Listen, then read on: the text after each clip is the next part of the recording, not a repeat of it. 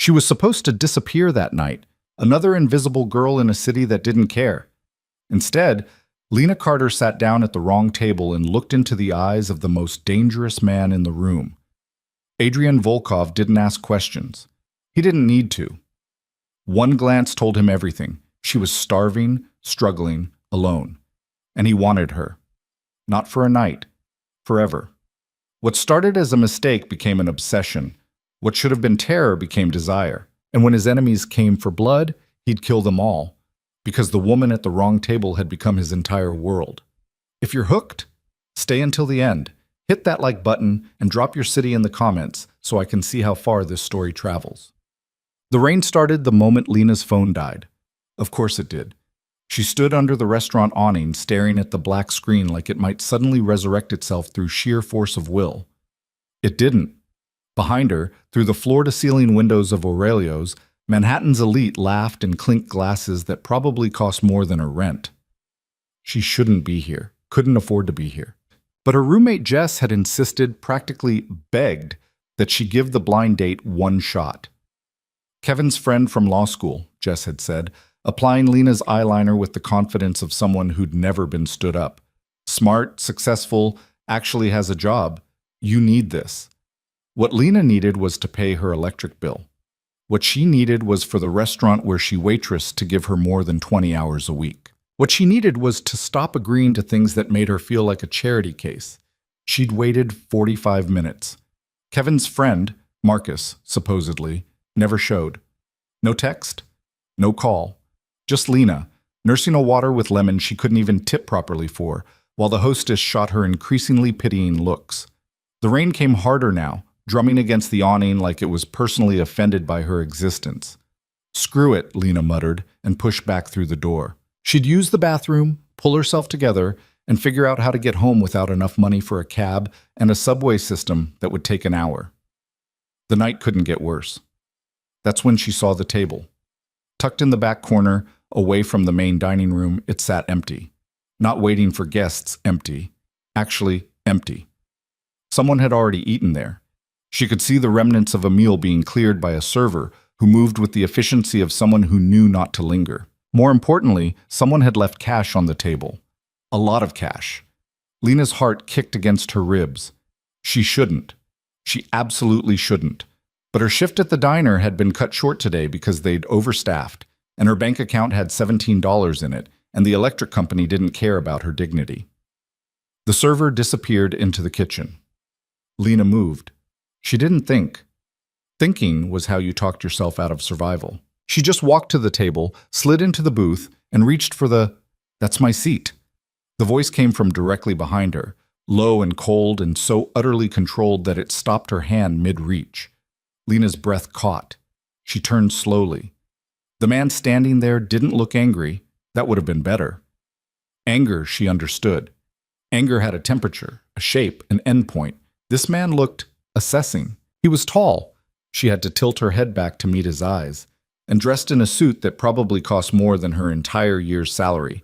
Dark hair swept back from a face that could have been carved from marble, all sharp angles and cold beauty. But it was his eyes that trapped her.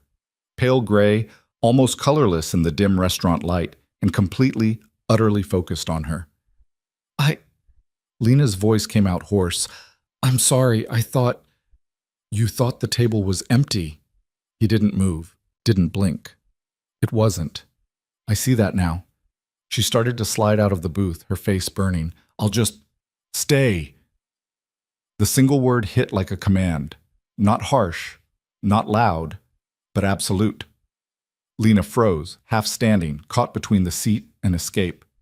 The man moved then, circling to the other side of the table with a predator's grace. He sat down across from her, those pale eyes never leaving her face. "Sit," he said again. Every instinct screamed at her to run. This was wrong. He was wrong. Everything about this moment felt like standing at the edge of a cliff in the dark, knowing one more step would send her plummeting. But Lena was so tired of running, so tired of being invisible, inconsequential, easily forgotten. And this man, whoever he was looking at her like she was the only person in the room. She sat.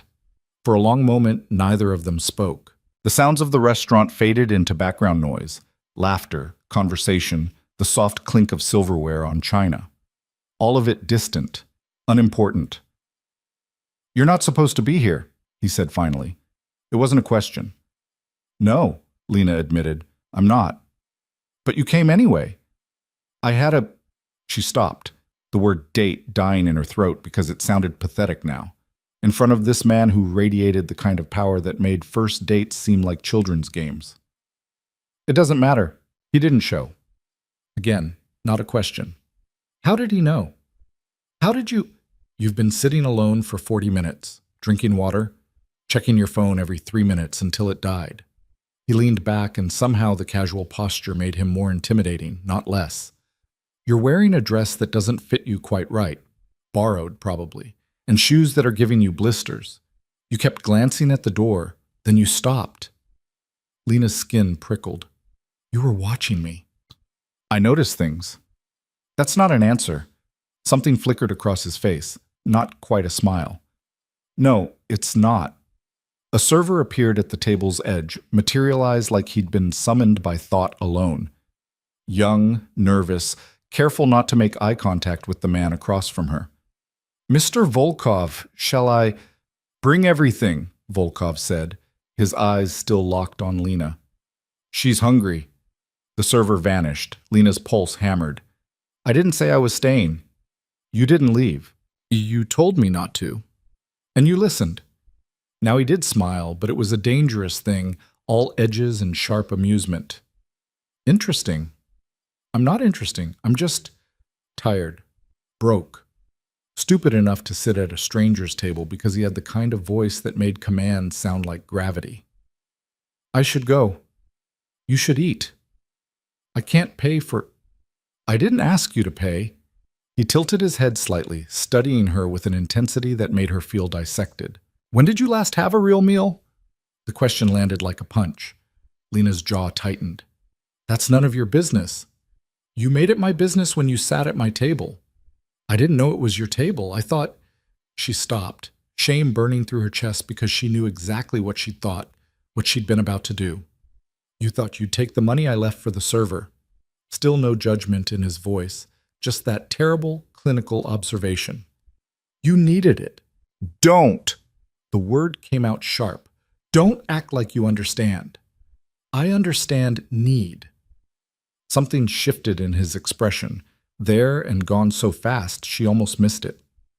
"I understand what it takes to survive in a city that would rather you disappear." Before Lena could respond, servers descended on the table like a well-choreographed dance. Plates appeared, appetizers, entrees, things she couldn't even name but that smelled like heaven and sin mixed together. Wine glasses, water, bread that was still warm, butter that melted on contact. It was obscene, excessive, more food than two people could possibly eat. Her stomach growled, loud enough that Volkov's eyes crinkled at the corners. "Eat," he said again, softer this time. "Please." That last word broke something in her. Maybe it was the gentleness. Maybe it was the fact that he'd said please like it cost him something. Or maybe it was just that she was starving and the food was right there, and she was so tired of being proud when pride didn't pay bills. Lena reached for the nearest plate. The first bite was transcendent. She'd forgotten food could taste like this, complex, layered, made with care instead of just necessity. She tried to eat slowly, to maintain some shred of dignity, but it was impossible. She was too hungry, had been hungry for too long. Volkov watched her eat, didn't touch his own food, just watched, with that same intense focus that should have made her uncomfortable, but somehow didn't. "What's your name?" he asked. She swallowed. "Lena. Lena Carter." "Lena." He said it like he was testing the shape of it. "I'm Adrian." "I know, the server called you Volkov." "And that name means something to you?" "It should." The way everyone in this restaurant moved around him, the deference, the fear poorly masked as respect. It should mean something. But Lena had been too busy surviving to pay attention to the power structures of Manhattan's elite. "No," she admitted. Should it? For the first time, something genuine crossed his face. Surprise, maybe. or amusement. Most people lie when I ask them that. I'm not most people. No, he agreed, his voice dropping lower. You're not. The weight of his attention was overwhelming. Lena forced herself to keep eating, to break eye contact, to remember how to breathe like a normal person, and not someone drowning. Why are you doing this? She asked finally. Feeding you? All of it. Letting me stay. Ordering enough food to feed an army. Looking at me like… She stopped, because she didn't have words for how he was looking at her. Like what? Like you can see through me. I can. He leaned forward, elbows on the table, and the movement brought him close enough that she could see flecks of darker gray in his eyes. You're exhausted, working 2, maybe 3 jobs that don't pay enough, living with a roommate who means well but doesn't understand why you can't just put yourself out there more. You haven't bought yourself anything new in months. Those shoes, you've repaired them yourself, haven't you? The heel. Lena's throat tightened. She had. With superglue and hope, because new shoes cost money she didn't have. You're running on empty, Adrian continued, his voice soft and relentless. And tonight, someone who was supposed to show you basic human decency couldn't even be bothered to send a text. So you sat in an expensive restaurant, drinking free water, wondering how you'd get home. And then you saw money on a table and thought, just for a second, about taking it. Stop. Her hands were shaking now. She pressed them flat against the table. Just stop. Why? Because I'm right? Because you don't know me. You can't just look at someone and… But I did. He reached across the table, and Lena's breath caught as his fingers brushed hers. Not grabbing, just touching, light as a question. I saw you the moment you walked in. You didn't belong here, and you knew it, but you came anyway because someone convinced you that you should try, that you should want this. His thumb traced the inside of her wrist, and her pulse jumped against his skin.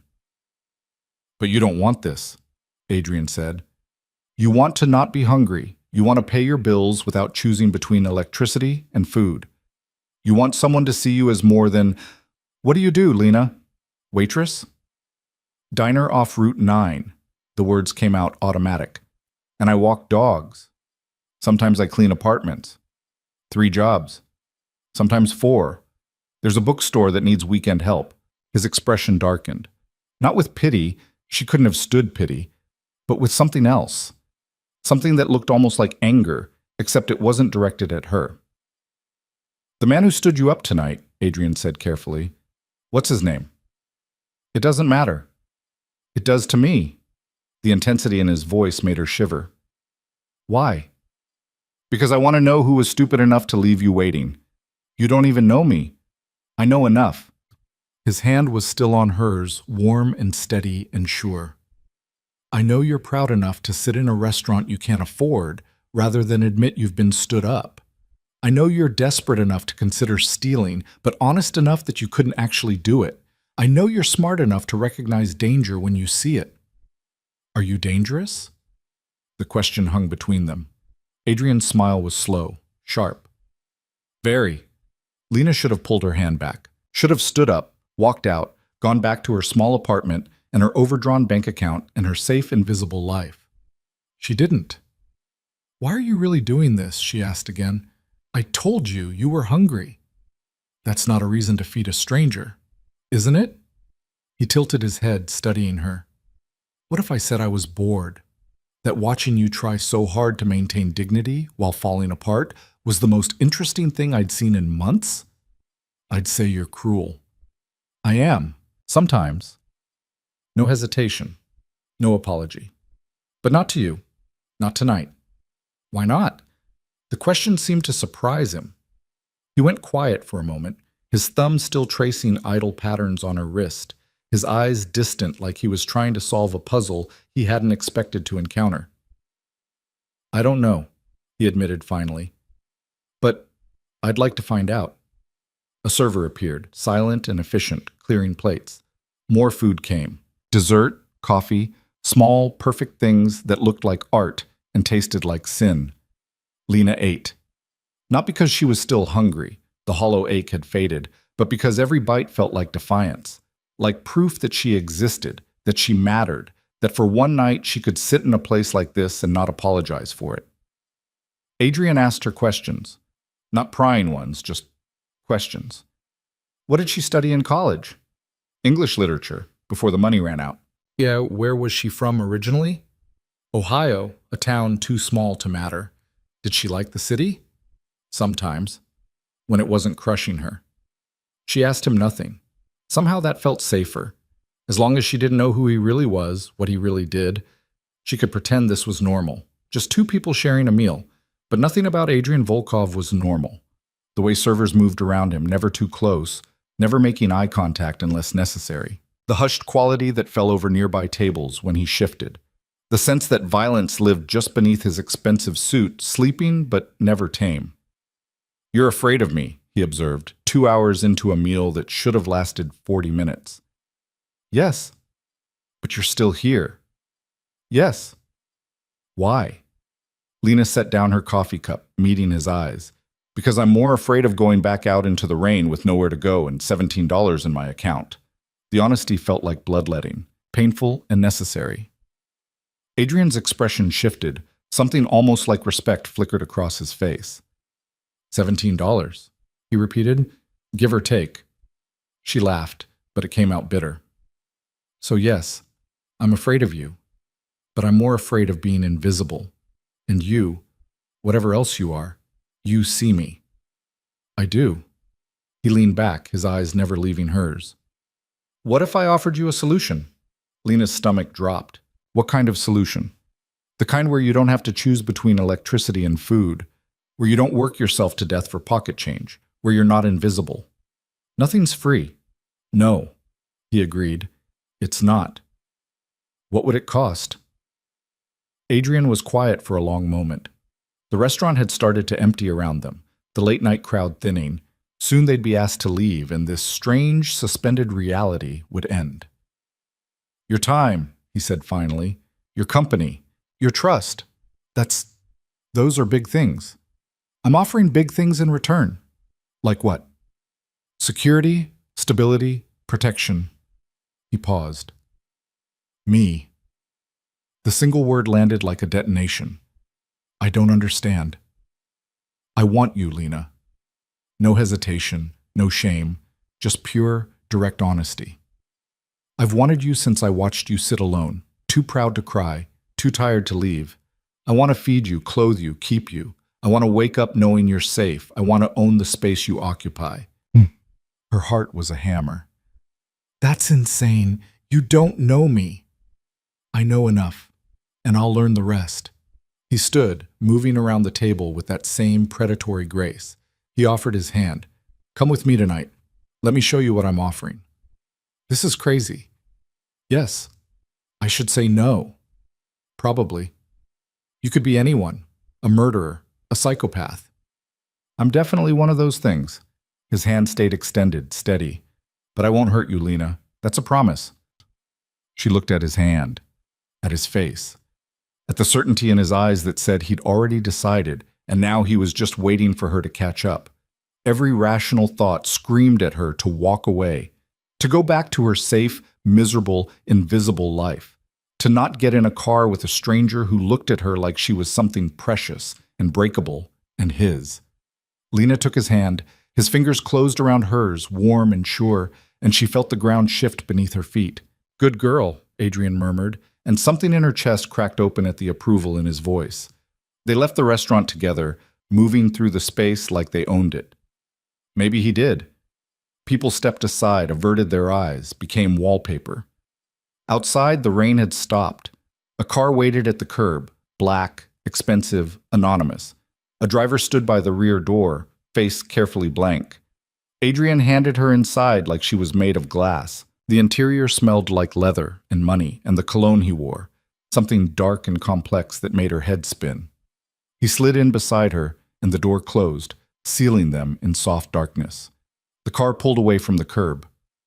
Where are we going? Lena asked, her voice smaller than she wanted.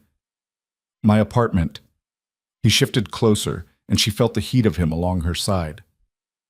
I want to show you what I'm offering, and then you'll decide. Decide what? Whether to stay. His hand found hers in the darkness, threading their fingers together, or whether to walk away and pretend this never happened. The city blurred past the windows, lights and shadows, and countless invisible lives. Lena watched it all, feeling like she was floating outside her own body, making decisions that couldn't possibly be real. "I don't do this," she said quietly. "I don't go home with strange men." "I know." "Then why?" "Because this isn't about what you usually do." His thumb brushed over her knuckles, a touch so gentle it hurt. "This is about what you need, what you want, even if you won't admit it yet." "And what do I want?" "To be seen, to matter, to stop fighting every second of every day just to survive." He turned to look at her, his face half shadowed. "I can give you that, Lena. I can make you safe." "Why? Why would you do that for me?" "Because you sat at my table. Because you didn't run when you should have. Because I looked at you and saw—" He stopped, something raw flickering across his face. "I saw something I didn't know I was looking for." The car slowed, turned, entered an underground garage that gleamed with wealth and security. They rode an elevator in silence, Adrian's hand still wrapped around hers, his presence overwhelming in the small space. When the doors opened, they revealed an apartment that wasn't an apartment at all. It was a kingdom. Floor-to-ceiling windows overlooking the city, spaces too large to be warm, furniture that looked like art. Lena stood in the center of it all, feeling impossibly small. "I can't," she whispered. I can't." Adrian moved behind her, close enough that she felt him more than saw him. "You can. You don't understand. I don't belong in places like this. I don't know how to be the kind of person who—" "Lena." His hands settled on her shoulders, steady and sure. "Look at me." She turned and his eyes caught hers, pale and certain. "You don't have to be anyone but yourself," he said. "That's all I want. You. Exactly as you are. I'm a mess. I know. I'm broke and tired, and I have no idea what I'm doing with my life. I know that too. Then why—" He kissed her. Not aggressive, not demanding, just a press of lips that tasted like coffee and certainty, a touch that rewired something fundamental in her brain. Lena's hands came up to his chest. To push him away, she told herself, except her fingers curled into his shirt and held on instead. When he pulled back, she was breathing hard. "Stay tonight," Adrian said against her lips. "Just tonight. Let me take care of you. And tomorrow, if you want to leave, I'll put you in a car and you'll never see me again. And if I don't want to leave, then we'll figure out what comes next." His forehead rested against hers, and she felt the tension in him, the barely controlled need. Together. It was insane, reckless, the kind of decision that changed everything. Lena made it anyway. "Okay," she whispered. "Tonight." The smile that crossed Adrian's face was fierce and possessive and terrifying. "Tonight," he agreed. And Lena Carter, who'd spent years being invisible, let herself be seen. She woke up in a bed that felt like sleeping on clouds. For a moment, Lena didn't remember where she was. The sheets were too soft, the mattress too perfect, the silence too complete. Then it came back in a rush. The restaurant, Adrian's pale eyes, the decision that had felt both inevitable and insane. She sat up fast, her heart racing. The bedroom was enormous, decorated in shades of gray and white that should have felt cold, but somehow didn't. Morning light filtered through floor-to-ceiling windows, painting everything in shades of gold. Her borrowed dress from last night hung on a chair, cleaned and pressed. Next to it sat clothes she didn't recognize, expensive-looking things in her size. The door opened. Lena grabbed the sheet, pulling it up to her chest, even though she was still fully clothed in the t-shirt and pajama pants Adrian had given her last night. He'd been a perfect gentleman, showing her to a guest room, making sure she had everything she needed, then disappearing with a simple "sleep well." But the man who entered now wasn't Adrian. He was older, maybe 60, with silver hair and the kind of posture that spoke of military training. He carried a tray that smelled like coffee and fresh bread. "Good morning, Miss Carter." His accent was faint, Eastern European maybe. "Mr. Volkov asked me to bring you breakfast." "Who are you?" "Victor. I manage the household."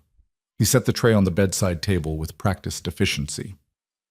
Mr. Volkov is in a meeting but asks that you make yourself comfortable. The clothes are for you. There's a shower through that door. Take your time." He was gone before she could formulate a response. Lena stared at the tray. Fresh fruit, pastries that looked handmade, coffee that smelled like it cost more per cup than she made in an hour, orange juice in crystal, cream in a small ceramic pitcher.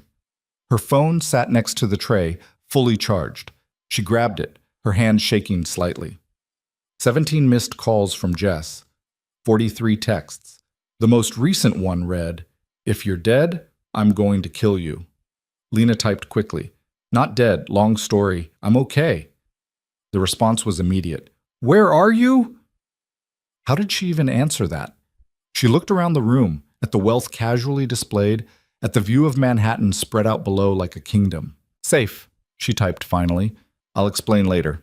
She put the phone down before Jess could respond and picked up the coffee instead. It was perfect. Exactly the right temperature, the right strength. Like someone had been paying attention to how she took her coffee at the restaurant last night. The thought should have creeped her out. Instead, it made something warm unfurl in her chest. The shower was a revelation. Water pressure that felt like heaven, products that smelled expensive, towels so soft they felt illegal. Lena took her time, letting the hot water work out knots she'd been carrying for months. When she finally emerged, she felt almost human. The clothes fit perfectly. Dark jeans that actually flattered her, a soft sweater in deep green, undergarments still in packaging that she tried not to think too hard about. Even the shoes, simple flats that didn't pinch or rub. She studied herself in the mirror. She looked different. Not transformed exactly, just less tired, less invisible. The apartment was quiet when she ventured out. Her bare feet sank into carpet that probably cost more than a car. She followed the smell of coffee to a kitchen that looked like it belonged in a magazine, all marble and stainless steel in space. Adrian stood at the counter, phone pressed to his ear, speaking in rapid Russian. He was dressed for business now. Different suit, same aura of controlled power. When he saw her, something in his expression shifted, softened. He held up one finger, "Wait," and continued his conversation. Lena caught words here and there, her college Russian rusty, but enough to pick up tone. He was angry about something, though his voice stayed level. Someone had disappointed him. That person should be worried. He ended the call and set the phone down. "You're awake." The breakfast was, "Thank you." The formality felt strange after last night's intensity. "I should probably go. I have a shift at—" "No, you don't." Lena blinked. "Excuse me?" "I called the diner this morning, told them you wouldn't be coming in." He poured coffee into a mug, added cream without asking, and handed it to her. "Or the dog walking service. Or the cleaning company." The warmth in her chest turned cold. "You what?" "You work too much. You need rest. You had no right." Her hands tightened on the mug. "Those are my jobs. I need those jobs. You need sleep more. And food. And to not run yourself into the ground for people who don't value you. That's not your decision to make. I'm making it anyway." No apology in his voice, just certainty. "You're staying here today." Lena set the mug down carefully, afraid if she held it any longer, she'd throw it. "I agreed to one night. That's it. I didn't sign up for you controlling my life. I'm not controlling your life. I'm taking care of you. I don't need taking care of." "Yes," Adrian said quietly, "you do." The words hit like a slap. Because he was right, and that made it worse. She did need help, desperately, but accepting it from him felt like giving up something she couldn't name. "I can't just—" She gestured helplessly at the apartment, at him, at everything. "I have responsibilities, bills, a roommate who's probably filing a missing person report right now. Call her. Tell her you're fine. The bills are handled." "What does that mean?" Adrian pulled out his phone, tapped the screen a few times, then showed it to her. A banking app. Her banking app. Except the balance didn't read $17 anymore. It read $50,000. Lena's vision swam. "What did you do?" "Gave you breathing room." You can't put money in my account." "I already did. Take it back." "No." She wanted to scream, wanted to throw something, wanted to kiss him and hit him in equal measure because how dare he? How dare he be exactly what she needed while simultaneously terrifying her? "This is insane," she said, her voice shaking. "I met you 12 hours ago. You don't do this for strangers." "You're not a stranger anymore." He stepped closer, and she fought the urge to step back. "And I told you last night, I want you. That means making sure you're safe, fed, not working yourself to death. It means giving you space to breathe." "I don't understand why." "Neither do I. Not entirely." His hand came up, brushing a strand of damp hair back from her face. "But I'm going to figure it out. And so are you. What if I want to leave?" "Then you leave. The money's yours either way. I'm not trying to trap you, Lena. I'm trying to give you a choice you've never had before." "What choice?" "To not be desperate. To decide what you want based on want, not need." His thumb traced the line of her jaw. "Stay today. Let me show you what this could be. And if by tonight you want to walk away, I'll accept that." "You will?" Something dark flickered through his eyes. "I'll accept it. I won't like it. But I won't stop you." The distinction felt important, dangerous. "One day?" Lena said. "One day." He was lying. They both knew it. One day would become 2, then 3. Then she'd lose count because time moved differently in his orbit. But for now, the lie felt necessary, safe. "I need to call Jess. Use the study. Second door on the left." He released her, stepping back. "I have meetings until this afternoon. Victor will get you anything you need. Make yourself at home." Then he was gone, leaving her standing in a kitchen worth more than everything she'd ever owned combined, holding coffee that had gone cold. The study was all dark wood and leather, books lining the walls in languages she recognized and some she didn't. Lena curled into a chair by the window and called her roommate. Jess answered on the first ring. "Where the hell have you been?" "I'm okay, I promise. Something came up." "Something? Lena, you disappeared. Marcus texted this morning saying he never even showed up because he got the restaurant wrong, and I've been calling you for hours." "Wait." Lena sat up straighter. "He got the restaurant wrong?" "Yeah, he was at some Italian place in Brooklyn.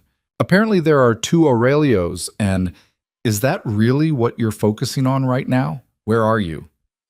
Lena looked around the study, at the original artwork on the walls, at Manhattan spread out below. "I'm safe. I met someone." Silence. Then, "You met someone at the restaurant?" "Yes." "And you went home with him?" "Yes." "Lena, I know how it sounds. It sounds like you've lost your mind. You don't do this. You're the responsible one. You're the one who lectures me about stranger danger, and I know." Lena closed her eyes. "I know, okay? But Jess, it's different." "Different how?" How did she explain Adrian? The way he looked at her like she mattered? The casual way he'd eliminated every source of stress in her life without asking permission? The feeling that she'd stumbled into something bigger than herself, something that would either save her or destroy her. "He sees me," she said finally, "and I'm tired of being invisible." Jess was quiet for a long moment. "Is he treating you okay?" "Better than okay." "Do you feel safe?" Did she? Lena thought about Adrian's controlled violence, the way people moved around him like he was a loaded gun. She thought about his certainty, his possessiveness, the promise in his voice when he said he'd take care of her. "Yes," she said. "I do." "Okay," Jess exhaled. "Okay, but Lena, please be careful and check in, okay? Every day. So I know you're alive." "I will. I promise." After they hung up, Lena sat in the study for a long time, watching the city move below. From this height, everyone looked small, insignificant, like pieces on a board that Adrian moved with invisible hands. Victor appeared with lunch, soup, salad, bread that was still warm. He didn't ask if she wanted it, just set it down and left. Like her comfort was assumed, expected. She ate alone, scrolling through her phone, checking her bank account over and over like the number might disappear. $50,000. It didn't feel real. Her shift at the diner would be ending soon. Usually she'd rush to the dog-walking gig, then maybe squeeze in a few hours at the cleaning service. By midnight, she'd collapse into bed, too exhausted to shower, and do it all again the next day. Now she sat in a quiet apartment, fed and warm and rested, and didn't know what to do with herself. The apartment had a library, an actual library with first editions and signed copies and books she'd only ever read in worn paperbacks from the thrift store. Lena lost herself in the stacks, running her fingers over spines, reading dedication pages, trying to understand who Adrian Volkov was through what he kept. "You like to read." She jumped, spinning around. Adrian stood in the doorway, jacket gone, tie loosened. He looked tired, but his eyes tracked her with that same unsettling focus. "I studied literature in college," she said, "before I had to drop out." "Why did you drop out?" "Money? The usual boring story." She turned back to the shelves, uncomfortable with his attention. "You have a good collection." "Most of it came with the apartment. I don't have time to read much anymore." He moved into the room, and she felt him more than heard him. "But I like knowing they're here. That I could, if I wanted to." "What do you do?"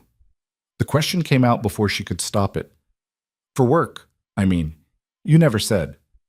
"Import and export." The answer was smooth, practiced. "Mostly European markets. Boring corporate things." It was a lie. Or at least not the whole truth. Lena had spent enough time around liars, at the diner, dealing with customers who claimed their credit cards were declined by mistake, men who promised tips that never materialized, to recognize the careful construction of the words. "You don't have to tell me," she said. "I'm not asking for shh. You should ask. You should demand to know exactly who I am and what I do before you decide to stay." He was closer now, close enough that she could smell his cologne, feel the heat of him. "But I'm not going to lie to you, Lena. Not about important things. So if you ask, be prepared for answers you might not want." Her throat went dry. "Are you a good person?" "No." The certainty in his voice should have sent her running. Instead, she turned to face him fully. "Are you a bad one?" "That depends on who you ask." His hand came up, cupping her face with a gentleness that belied the danger in his eyes. "I do what's necessary to protect what's mine. Sometimes that means making choices other people would call monstrous." "And what's yours?" "You are." No hesitation, no doubt. "From the moment you sat at my table, you became mine. I know that's not rational. I know it's not fair, but it's true." Lena's heart hammered against her ribs. "You can't just claim people." "I just did." "Adrian," he kissed her, not like last night's gentle question, but like a man staking a claim. His hand slid into her hair, tilting her head back, and she made a sound that was half protest, half surrender. When he pulled back, they were both breathing hard. "Tell me to stop," he said against her lips. "Tell me this is too much, too fast, and I'll put distance between us. I'll give you space." "I don't want space." "Then what do you want?" The question hung between them, enormous and terrifying. "I want to not be scared all the time," Lena whispered. "I want to wake up without immediately calculating whether I can afford to eat that day. I want to feel like I matter to someone." "You matter to me. You don't know me." "I'm learning." His forehead rested against hers. "Stay, Lena. Not just today. Really stay. Let me take care of you. Let me make your life easier." "What do you get out of it?" "You. Simple. Direct. I get to see you smile without that edge of desperation. I get to watch you read in my library without worrying about your next shift. I get to keep you safe." That's not a fair trade. It's the only one I'm offering. She should say no, should protect herself from the inevitable crash when this turned out to be temporary, when he got bored or she disappointed him or reality reasserted itself. But Lena was so tired of protecting herself, of being sensible, of surviving instead of living. "Okay," she breathed. "I'll stay." The smile that crossed his face was fierce and possessive and made her feel like she'd just signed something in blood. "Good." He kissed her again, softer this time. "Come on, there's something I want to show you." He led her through the apartment to a room she hadn't explored yet. When he opened the door, Lena's breath caught. It was a bedroom, but not a guest room. This was personal, decorated in soft blues and grays with a reading nook by the window and a desk that faced the view. Clothes hung in the closet, all in her size, ranging from casual to formal. Shoes lined the floor. Jewelry sat on the dresser. When did you... She couldn't finish the sentence. This morning, while you were sleeping. Adrian watched her face carefully. If you don't like any of it, we'll change it. This is yours, Lena. Your space. You can lock the door if you want privacy. You can change everything if it doesn't feel right. But I wanted you to know that this isn't temporary. I'm not offering you a night or a week. I'm offering you a home. Tears burned behind her eyes. Why? Because you deserve one. He pulled her against his chest, and she let herself be held, let herself feel safe for the first time in years. Because I can give you one. Because I want to. This is crazy. I know. People don't do this. They don't build someone a life overnight. I do. His hand stroked through her hair. I see what I want, and I take it. I wanted you safe and cared for and mine, so I made it happen. What if I screw this up? You won't. You don't know that. I know enough. He pulled back to look at her, his pale eyes intense. You're stronger than you think, Lena. You've been surviving on nothing, fighting every day just to exist. Imagine what you could do if you weren't fighting just to breathe. Imagine who you could become. The possibility felt too big to hold, too dangerous to want. But she wanted it anyway. That night they ate dinner together, food Victor prepared that tasted like love and comfort and care. Adrian asked her about books, about the life she'd left behind in Ohio, about dreams she'd given up on. He listened like every word mattered, like she mattered. When she finally retreated to her new room, her room, with her clothes and her space, she stood at the window for a long time, watching the city lights. Her phone buzzed. A text from Jess.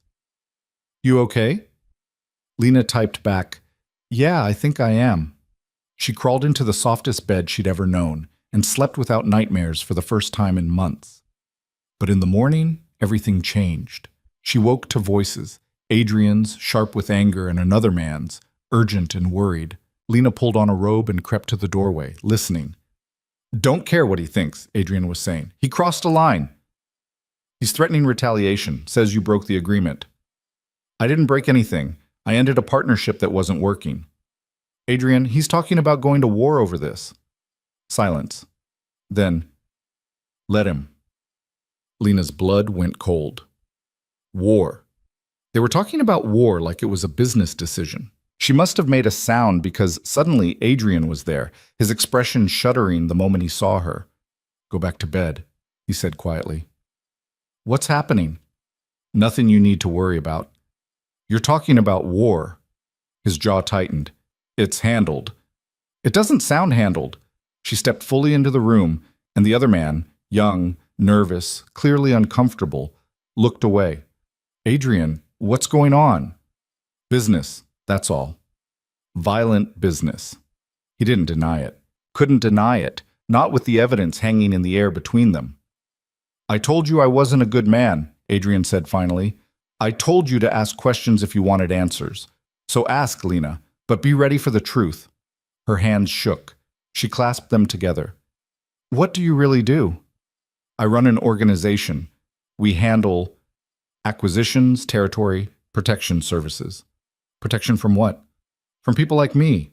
The words landed like stones. Lena looked at him, really looked, and saw the violence he usually kept leashed, the capacity for destruction hidden under expensive suits and cultured manners. You're in the mob, she said flatly. That's a crude term, but essentially, yes. The room spun. She grabbed the doorframe for support. Lena, don't. She held up a hand. Just give me a minute. He'd told her. He'd warned her. She just hadn't wanted to see it. I need air, she said. You can't leave. Excuse me? It's not safe. If someone's watching the building, if they see you... His expression was grim.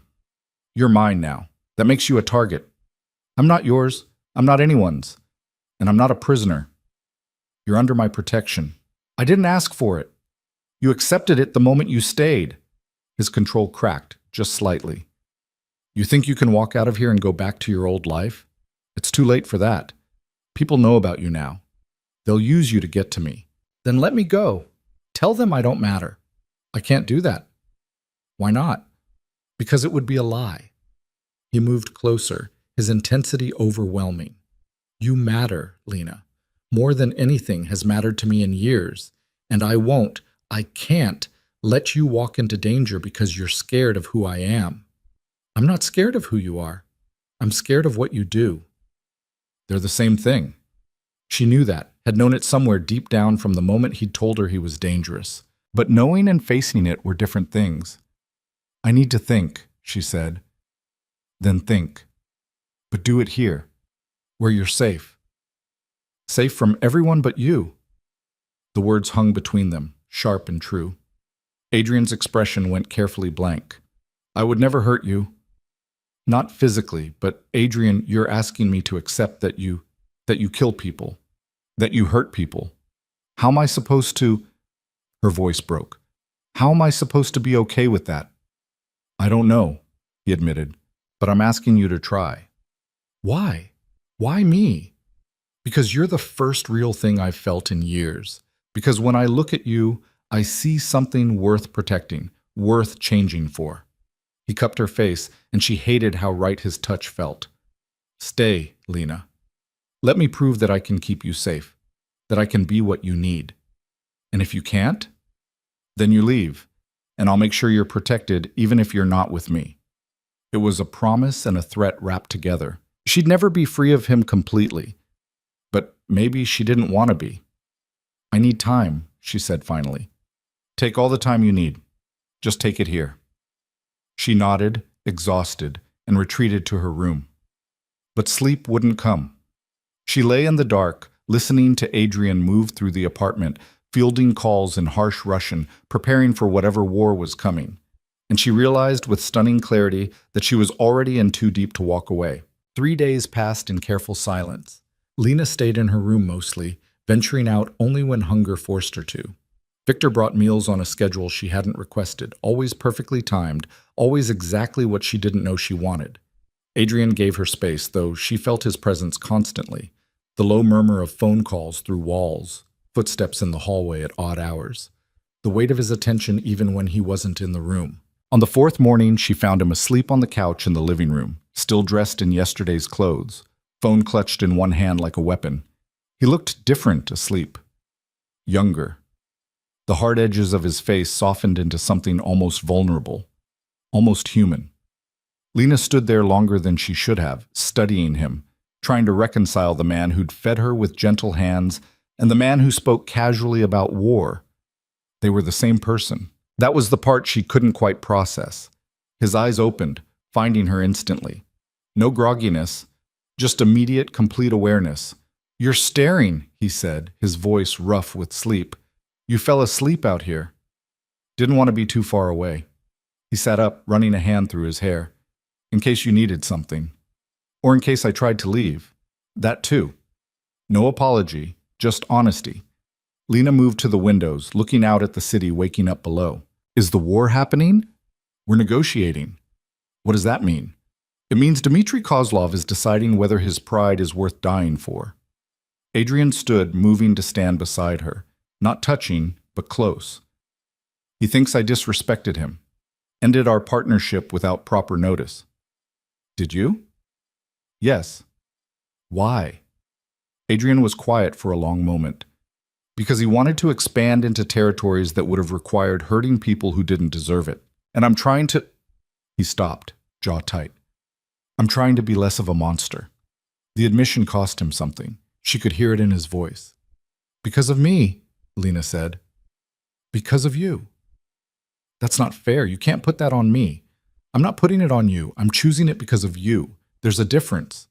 He turned to face her fully. For years, I did what was necessary. Built an empire on fear and violence because that's how you survive in this world. But then you sat at my table and I saw... His hand came up, hesitating before touching her face. I saw someone worth being better for. I didn't ask you to change. I know. That's why it matters. Lena closed her eyes against the intensity of his gaze. What if you can't? What if this is who you are, and trying to be something else just makes it worse? Then I fail. But at least I tried. And what happens to me while you're trying? What happens when someone like Kozlov decides I'm the easiest way to hurt you? I keep you safe, no matter what it costs. That's what I'm afraid of. She opened her eyes, and he was so close, so solid, so certain. I'm afraid of how far you'll go, of what you'll do in my name. I'd do anything. I know, that's the problem. Adrian's phone buzzed, shattering the moment. He glanced at the screen, and something dangerous flickered across his face. I have to take this. He disappeared into his office, and Lena was left standing at the window, feeling like she was watching a storm gather on the horizon. Victor appeared with breakfast, setting it down on the dining table without comment. But before he left, he paused. Miss Carter, may I say something? Lena turned, surprised. Victor rarely spoke beyond the necessary. Of course. I've worked for Mr. Volkov for 15 years. I've seen him make difficult choices, necessary ones, but I've never seen him hesitate before. Victor's expression was carefully neutral. Until you make him hesitate. Consider alternatives. That's a rare gift. Or a dangerous weakness. Perhaps both. Victor inclined his head slightly. But weakness can be strength in the right context. A man who has nothing to lose is predictable. A man protecting something precious is far more formidable. He left before she could respond. Lena picked at her food, Victor's words circling in her head. She was still sitting there when Adrian emerged from his office, his expression grim. Pack a bag, he said without preamble. Her stomach dropped. Why? We're leaving the city for a few days. There's a place upstate, secure, away from... He stopped, choosing his words carefully. Away from complications. Adrian, what happened? Kozlov made his choice. He's pushing forward. Adrian's voice was flat, controlled, but she could hear the violence underneath. I need you somewhere safe while I handle it. Handle it how? However I have to. Lena stood, her chair scraping against the floor. You're going to kill him, if necessary. And if I ask you not to? His eyes met hers, and she saw the answer before he spoke. Then I'd tell you that some choices aren't mine to make anymore. He's threatening my people, threatening you. I won't let that stand. So that's it? Someone challenges you and they die? Someone threatens what's mine and they face consequences. Yes. No hesitation, no doubt. I won't apologize for protecting you, Lena. Not to him. Not to anyone. I didn't ask you to protect me. You didn't have to. His control cracked, voice rising. You sat at my table, vulnerable and struggling and so damn determined not to show it. And I decided right then that no one would hurt you again. Not landlords, not employers who underpay you, not men who stand you up, and sure as hell not Russian mobsters with delusions of power. The silence after his outburst was deafening. Lena's hands shook. You can't just decide that. You can't just claim someone's life and reshape it without permission. I already did. Then unclaim it. Let me go. No. The single word was absolute, final. You're holding me prisoner. I'm keeping you alive. He moved closer, and she forced herself not to retreat. Kozlov knows about you now. His people have been watching this building. They know you're important to me. If I let you walk out that door, you'd be dead or taken within an hour. You're lying. Am I? He pulled out his phone, swiped through photos, then held it out to her. The images made her blood run cold. Her leaving the building with Victor 3 days ago to get fresh air. Her at the coffee shop down the street. Her looking in a bookstore window, unaware she was being photographed. In every photo, she was centered, targeted. When were these taken? Her voice came out small. Over the past 72 hours, they're building a file, learning your patterns, waiting for the right moment. Nausea rolled through her stomach. Why didn't you tell me? Because you were already pulling away. Already questioning whether staying was worth it. I didn't want to scare you more than I already had. His jaw tightened. But I won't let you walk into danger blind. So yes, we're leaving. Yes, I'm going to handle Kozlov. And yes, you're going to hate me for it. But you'll be alive to hate me, and that's all that matters. Lena sank back into her chair, her legs suddenly unreliable. This is insane. My life it was hard, but it was mine. It was safe. Your life was slowly killing you. You were one bad month from being homeless, one illness from catastrophe. That's not safety, Lena. That's just slow motion disaster. At least it was my disaster, and now you're mine. He crouched in front of her, his hands on the armrests, caging her in. I know you're scared. I know this isn't what you signed up for. But I'm asking you to trust me. Come upstate. Let me keep you safe while I end this. And then we'll figure out what comes next. What if there is no next? What if you don't come back? Something raw crossed his face. I'll come back. I always do. You can't promise that. Watch me. He stood, offering his hand. Please, Lena. I need to know you're safe. I can't think clearly if I'm worried about you. She looked at his hand, at his face, at the desperate certainty in his eyes. This was the moment, the choice that would define everything that came after. She could refuse, demand to leave, take her chances with Kozlov's people and whatever life she could rebuild from the ashes. Or she could take his hand and step fully into his world, knowing there might not be a way back out. Lena took his hand. Relief flooded his expression, quickly controlled. Thank you. Don't thank me yet. I'm still angry with you. I can live with that. They left within the hour. Victor drove them in an unmarked SUV with windows tinted so dark the city disappeared into shadows. Adrian spent the ride on his phone, speaking in rapid Russian to people whose names Lena didn't recognize, planning, strategizing, preparing for war. She watched the landscape change from concrete to trees, city to country, feeling like she was being erased from the world she knew. The house upstate wasn't a house. It was a compound, sprawling and modern, set back from the road behind gates and walls, and enough security to make a prison jealous. Armed men nodded at Adrian as they passed, their eyes sliding over Lena with professional assessment. How many people work for you? She asked as they entered the main building. Enough.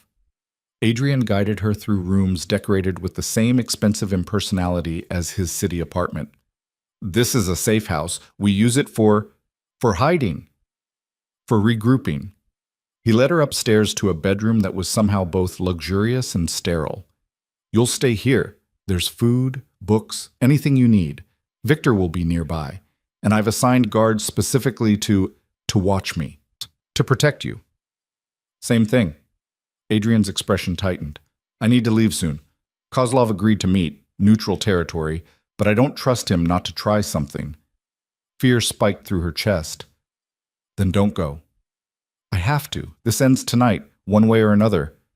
Adrian, he kissed her, hard and desperate, and like he was trying to memorize the taste of her. When he pulled back, his forehead rested against hers. I'll come back, he whispered. I promise. Don't make promises you can't keep. I've never broken one to you yet. Then he was gone, and Lena was alone in a house full of strangers, waiting for news that would either bring him back or confirm that she'd been right to be scared all along. The hours crawled. She tried to read, but the words blurred. Tried to sleep, but her mind wouldn't quiet. Victor brought dinner at 8, his expression carefully blank.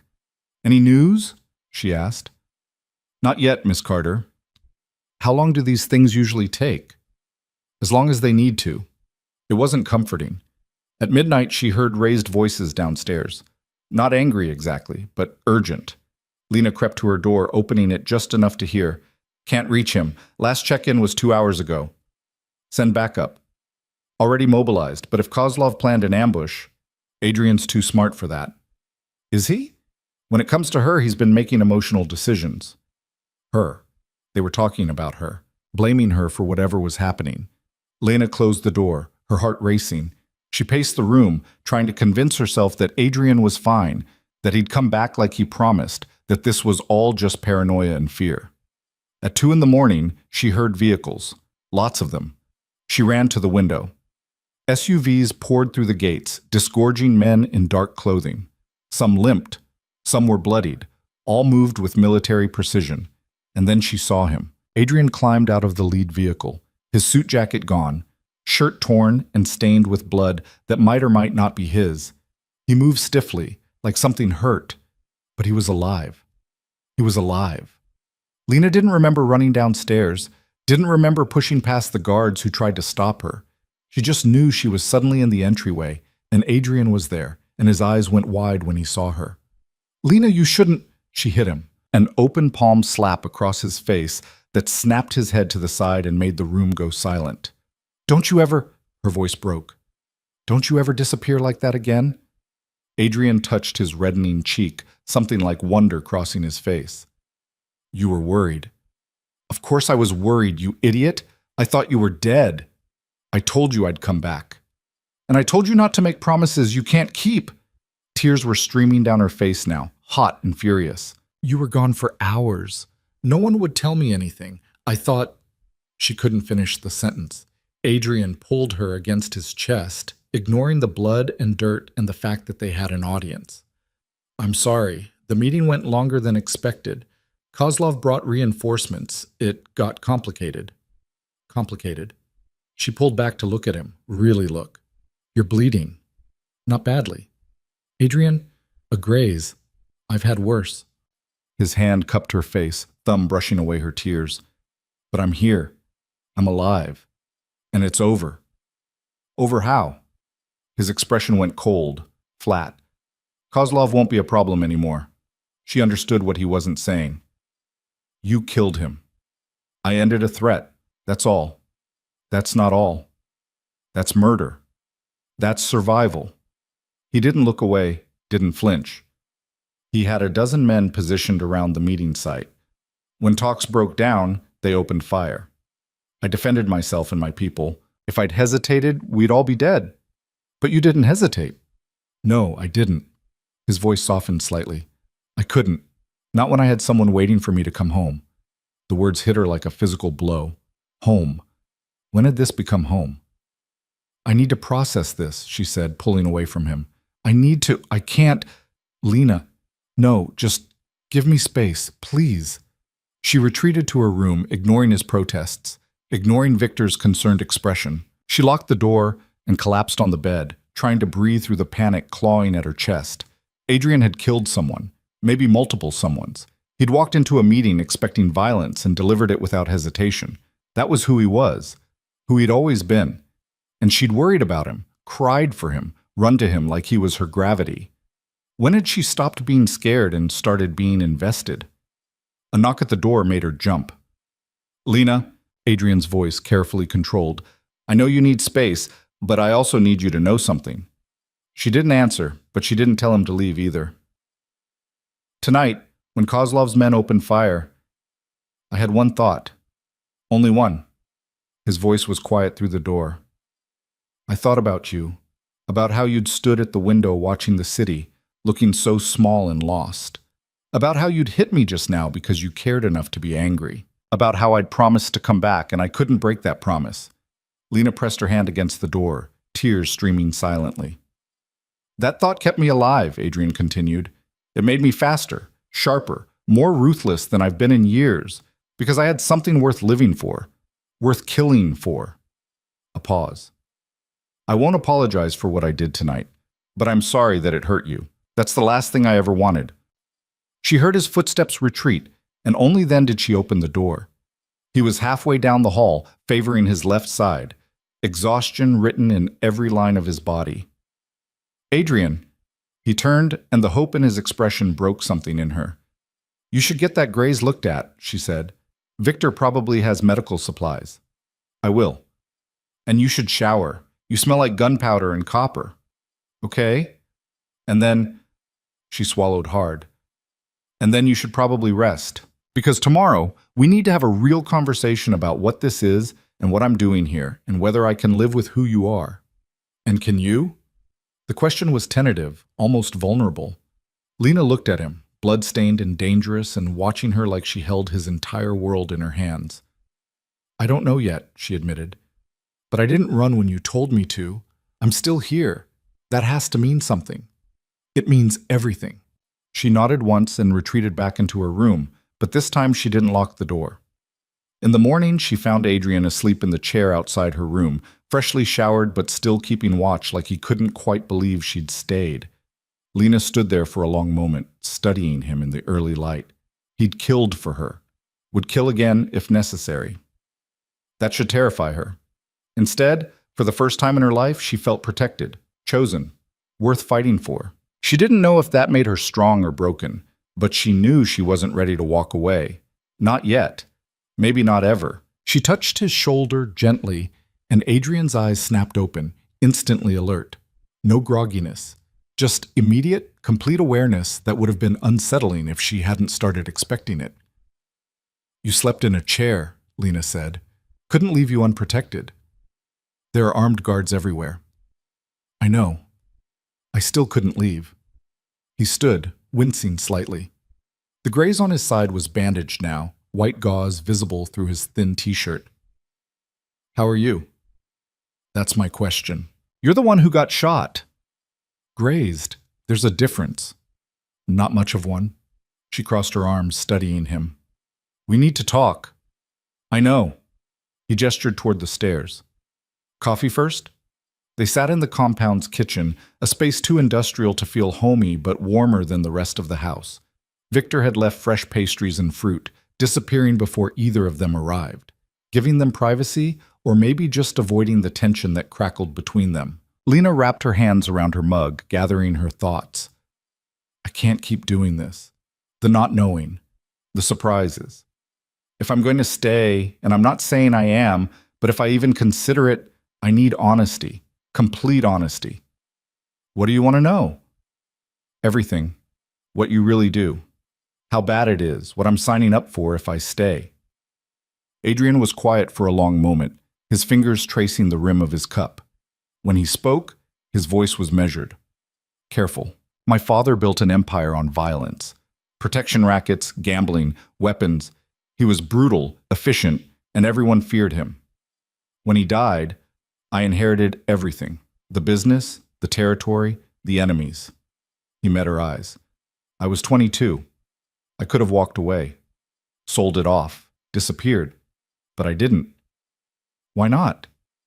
"Because 200 people depended on that empire for their livelihoods, their families, and the vultures were already circling, ready to tear it apart and leave everyone in the wreckage." His jaw tightened. "So I stepped up, learned the business, got my hands dirty, made decisions I'm not proud of." "Like what?"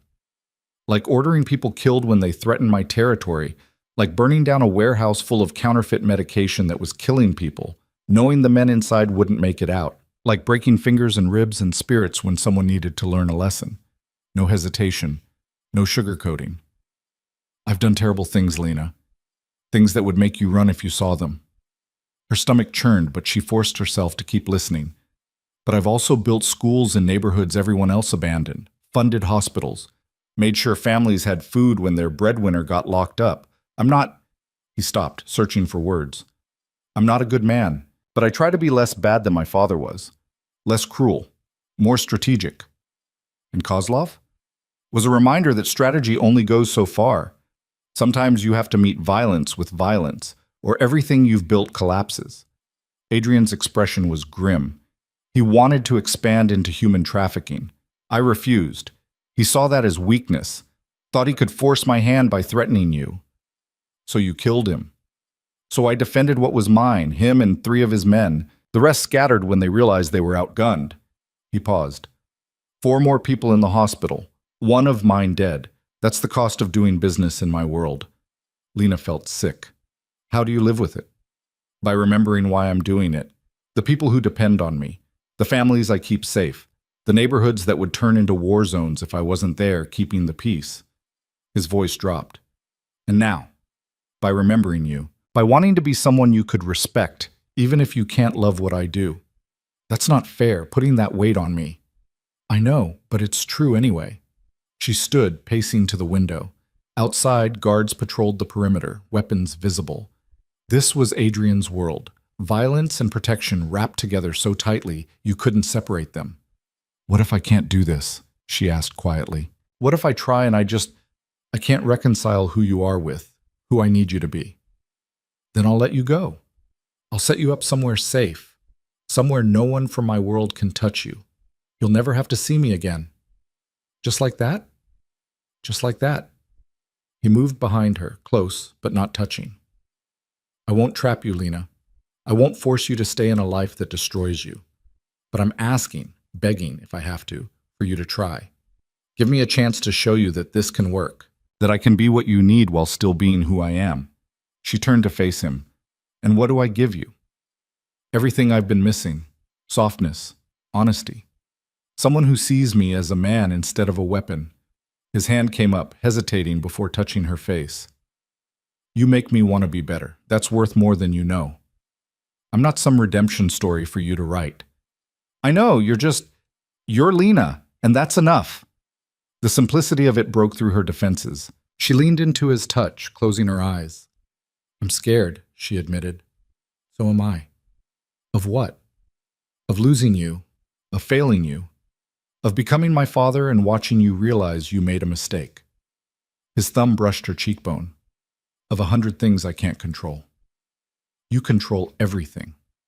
Not you. Never you. He rested his forehead against hers. So tell me, do I have a chance? Or should I start making arrangements to keep you safe from a distance?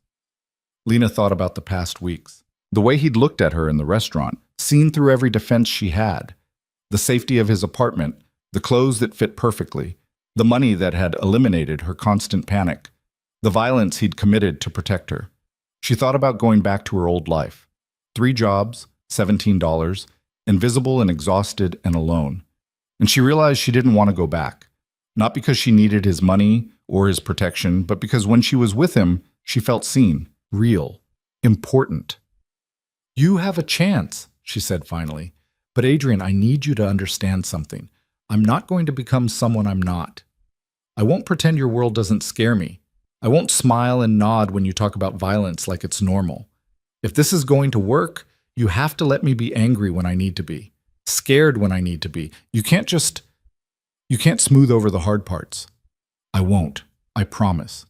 Relief flooded his expression. Thank you. Don't thank me yet. I might still change my mind. Fair enough. He kissed her forehead, gentle and careful. Can we go back to the city? I have work to do, and you hate it here. I don't hate it. You've been staring at that book for 3 days without turning a page. You hate it. She couldn't help but smile. Yeah, okay. I hate it. They returned to Manhattan that afternoon, the city welcoming them back with noise and chaos and the comfortable anonymity of millions. The apartment felt different now, less like a cage and more like a refuge. Lena had made a choice, and that changed everything. Over the next weeks, she learned the rhythms of Adrian's life. He left early for meetings she didn't ask about, returned late smelling like cigars and tension. Sometimes he came back with bruised knuckles, sometimes with blood on his collar that he'd change before thinking she could see. But he also came back to her. Always. Like she was the fixed point in his orbit. He took her to restaurants where people whispered his name, theaters where the best seats appeared without reservation, galleries where art dealers treated him like royalty. He introduced her to his world carefully, watching for signs she was overwhelmed. She met his people. Victor, who she'd already grown comfortable with. Sergei, his head of security, who looked at her with undisguised suspicion until Adrian made it clear she was off limits for assessment. Maria, who ran his legitimate businesses and treated Lena with cautious warmth. And she started to understand the complexity of what Adrian had built. Yes, there was violence. Yes, there was crime. But there was also order, protection, a code that meant families could sleep safely in neighborhoods other organizations would have bled dry. He's not what you expected, is he? Maria asked one afternoon over coffee. Adrian had arranged for them to meet, clearly hoping they'd become friends. No, Lena admitted. I don't know what I thought. A monster, maybe. He can be, when necessary. Maria stirred her coffee thoughtfully. But Adrian is also the man who paid for my daughter's cancer treatment when I'd only worked for him 3 months, who makes sure every family has a Christmas bonus that actually means something, who refuses to let drugs into the neighborhoods he controls because he saw what they did to his cousin. He doesn't talk about his family much. That's because most of them are dead. His father, mother, 2 brothers. This business, it takes everything if you let it. Maria's expression was serious. You're good for him, Lena. I've never seen him hesitate before making a decision, never seen him question whether violence was necessary. You make him think. That's dangerous for him, but good for everyone else. The words echoed what Victor had said weeks ago. Lena was changing him, whether she meant to or not. 2 months in, Adrian took her to a charity gala. She wore a dress that cost more than her old annual salary, felt like an imposter among Manhattan's elite, and nearly turned around 3 times before they even entered the building. "You're beautiful," Adrian murmured, his hand at the small of her back. "Stop worrying. Everyone's staring. They're supposed to. You're stunning. They're staring because they're wondering who I am, why you're with me. Let them wonder." He guided her through the crowd with easy confidence. Their opinions don't matter. But they did matter, at least a little. Lena heard the whispers, saw the calculated looks from women who'd clearly had their own designs on Adrian Volkov.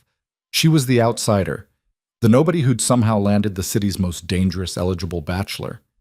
She was using the bathroom, trying to calm her racing heart, when 2 women entered. Designer dresses, perfect makeup, voices that carried the confidence of old money. "Did you see her?" one said. "The girl Adrian brought." "She's nobody." "I looked her up. No family, no connections, worked at a diner before he, the woman laughed. "I give it 3 months. He'll get bored. Or she'll see who he really is and run. Remember what happened to Katerina. Poor thing, though she should have known better than to ask questions." They left without ever knowing Lena had heard. She stood there, gripping the marble counter, trying to breathe through the anxiety clawing at her chest. Who was Katerina? What had happened to her? Adrian was waiting when she emerged, his expression immediately concerned. "What's wrong?" "Who's Katerina?" His face went carefully blank. "Where did you hear that name?" "Answer the question." He glanced around the crowded ballroom, then took her hand. "Not here. Come on." He led her to a private balcony, away from prying eyes and listening ears. The city sprawled below them, indifferent to their drama.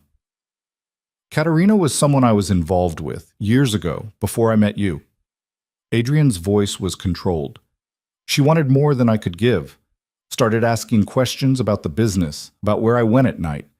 I warned her to stop. She didn't." "What happened to her?" "I ended it, paid her off. Made sure she was set up comfortably in California with enough money to start over." He met Lena's eyes. "She's fine. Married now, I think. But the relationship ended badly, and people talk. They think you hurt her. People think a lot of things about me. Most of them are true." His jaw tightened. "But I never hurt Katerina. I couldn't give her what she wanted. Love. A future. The parts of myself I keep locked away." "And me?" Lena's voice was small. "Can you give me those things?" "I don't know." Brutal honesty. "I've never felt this way before. Never wanted to. But with you, He stopped, searching for words. "I want to try. That's the best I can offer." It should have been devastating. It was, a little, but it was also real, which mattered more. "Okay," she said. "Okay? I'd rather have honest uncertainty than comfortable lies." She moved closer, and he wrapped his arms around her like she was precious. "Just don't compare me to her. Don't expect me to be like her or unlike her. I'm just me." "I know. That's why I want you." They stayed on the balcony for a long time, holding each other while the gala continued without them. Eventually they slipped out early, went home, and spent the night talking about everything and nothing until dawn painted the windows gold. 3 months became 4. 4 became 6. Lena started taking classes again. Literature, like she'd always wanted. Adrian paid the tuition without being asked, shrugged when she tried to thank him, told her he liked seeing her excited about something. She made friends. Real friends, not just Jess. People from her classes who didn't know about Adrian, who saw her as just another student struggling through Milton and Morrison. And slowly, carefully, she started to feel like herself again. Not the desperate, exhausted version who'd sat at the wrong table, but someone new, someone who could be both soft and strong, who could love a dangerous man while maintaining her own boundaries. Adrian changed too, subtly but noticeably. He turned down deals that would have required unnecessary violence, started funneling more money into legitimate businesses, attended fewer meetings that ended with blood on his clothes. "You're reforming him," Sergei said one day, not quite approval in his voice. "Making him soft." "I'm not making him anything. He's choosing this. For you." "For himself," Lena corrected. "I just gave him a reason to want something different." But the peace couldn't last forever. In their world, it never did. The first sign of trouble came on a Tuesday. Adrian came home early, his expression grim, and immediately started making calls. Lena heard him arguing in Russian, his voice tight with controlled fury. When he finally emerged from his office, it was past midnight. "What's wrong?" she asked. "Nothing you need to worry about." "Adrian," he sighed, running a hand through his hair. "There's a new player. Young, ambitious, thinks he can move into territory I've held for 10 years. He's been making noise, testing boundaries. Tonight he crossed a line." "What line?" "Sent a message, a threat." Adrian's expression was cold. "Against you." Lena's blood ran cold. "What kind of threat?" "The kind that means I need to end this now before it escalates." He moved to her, hands on her shoulders. "I'm going to handle it, but I need you to stay here tomorrow. Don't leave the building. Don't go to class. Just stay where I know you're safe." "You're scaring me." "Good. You should be scared. This guy, Alexei Morozov, he's reckless. Doesn't follow the rules. That makes him dangerous." "More dangerous than Kozlov?" "Different dangerous. Kozlov was old school, predictable. Morozov is a wild card." Adrian pulled her close. "I won't let him touch you, I swear. But I need you to trust me and do what I ask." She wanted to argue, wanted to demand he let her live her life without constant fear, but she saw the genuine worry in his eyes, the tension in his shoulders, and knew this was serious. "Okay," she agreed. "I'll stay." "Thank you." He kissed her forehead. "This will be over soon, I promise." But it wasn't. The next day dragged. Lena paced the apartment, tried to read, gave up.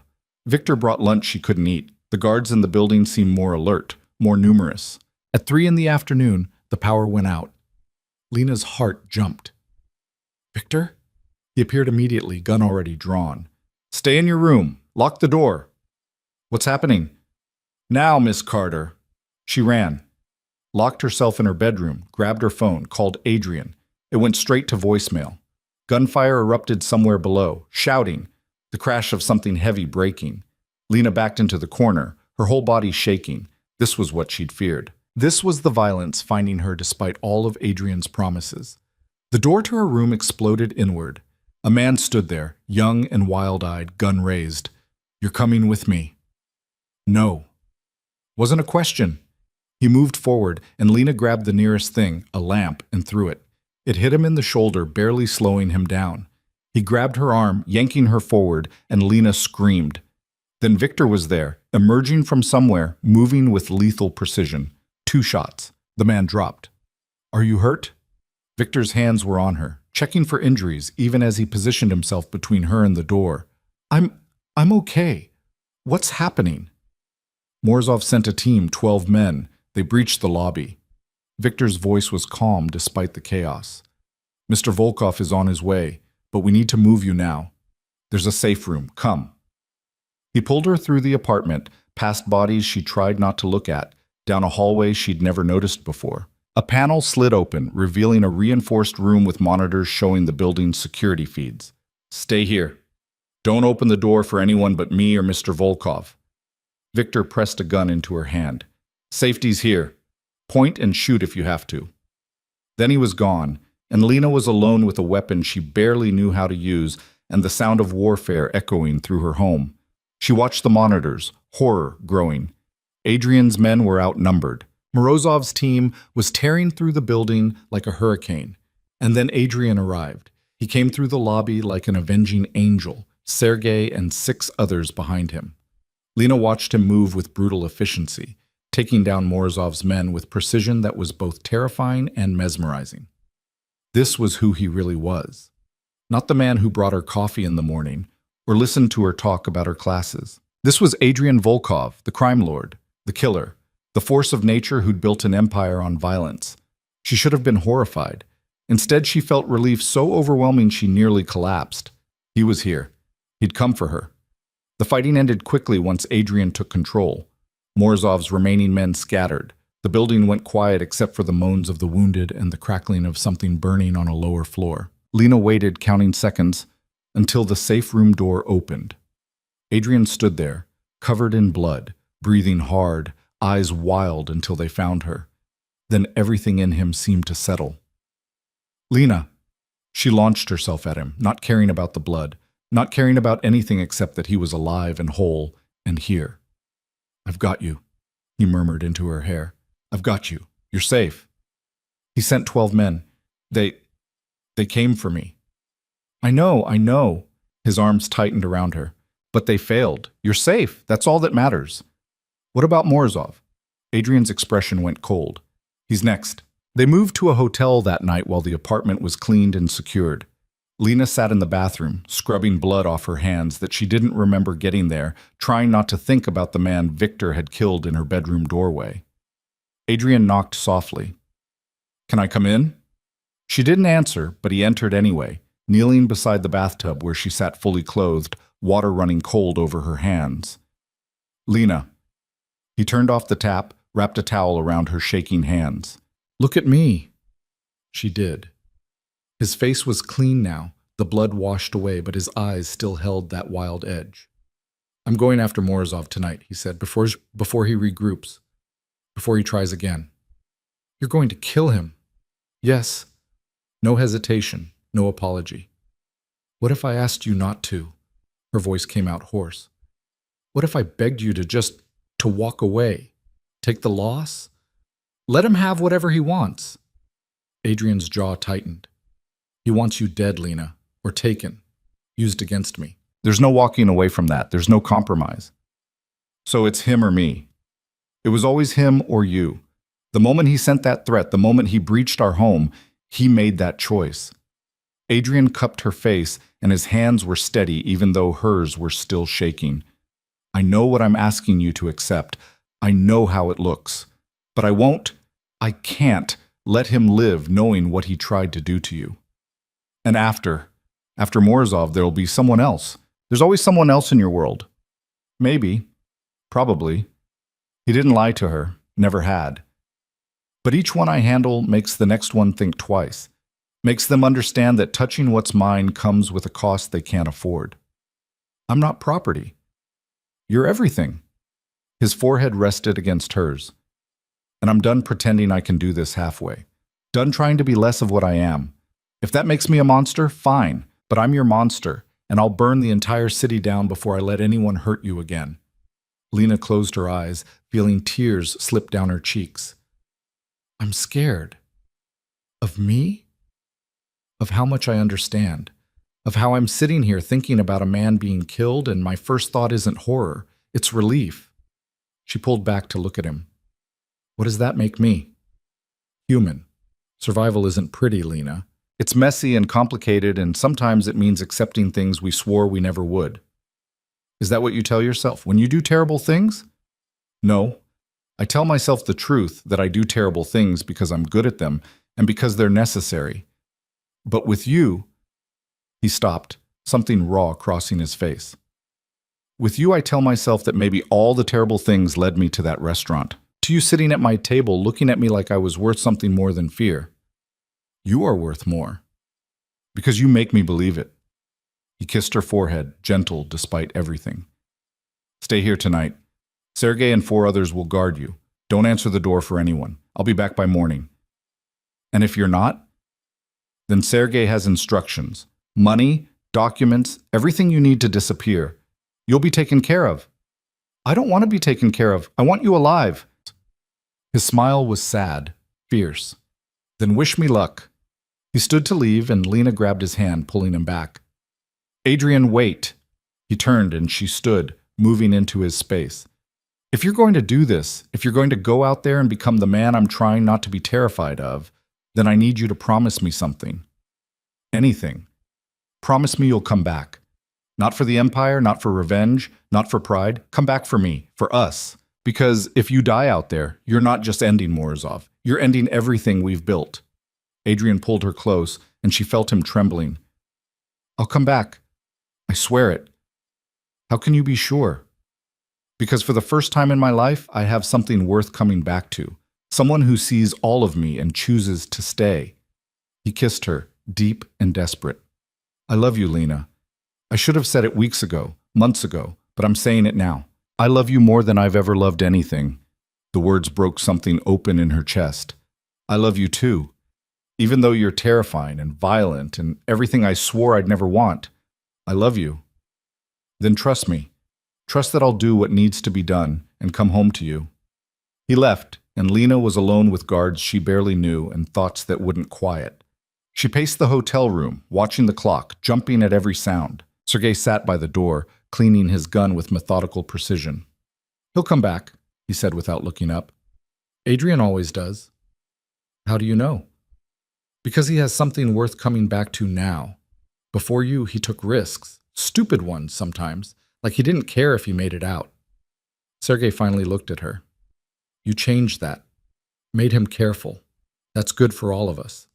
I didn't ask to be anyone's reason to live. Doesn't matter. You are anyway. He returned to his gun. Get some rest, Miss Carter. It's going to be a long night. But rest was impossible. Lena lay on the bed, staring at the ceiling, counting her heartbeats, wondering if somewhere across the city, Adrian's heart was still beating too. Hours crawled past. Midnight became 1, became 2, became 3. Her phone stayed silent. The guards changed shifts. The city outside the window never slept, indifferent to her fear. At 4 in the morning, her phone buzzed. A text from Adrian. It's done. Coming to you. Relief hit so hard she nearly threw up.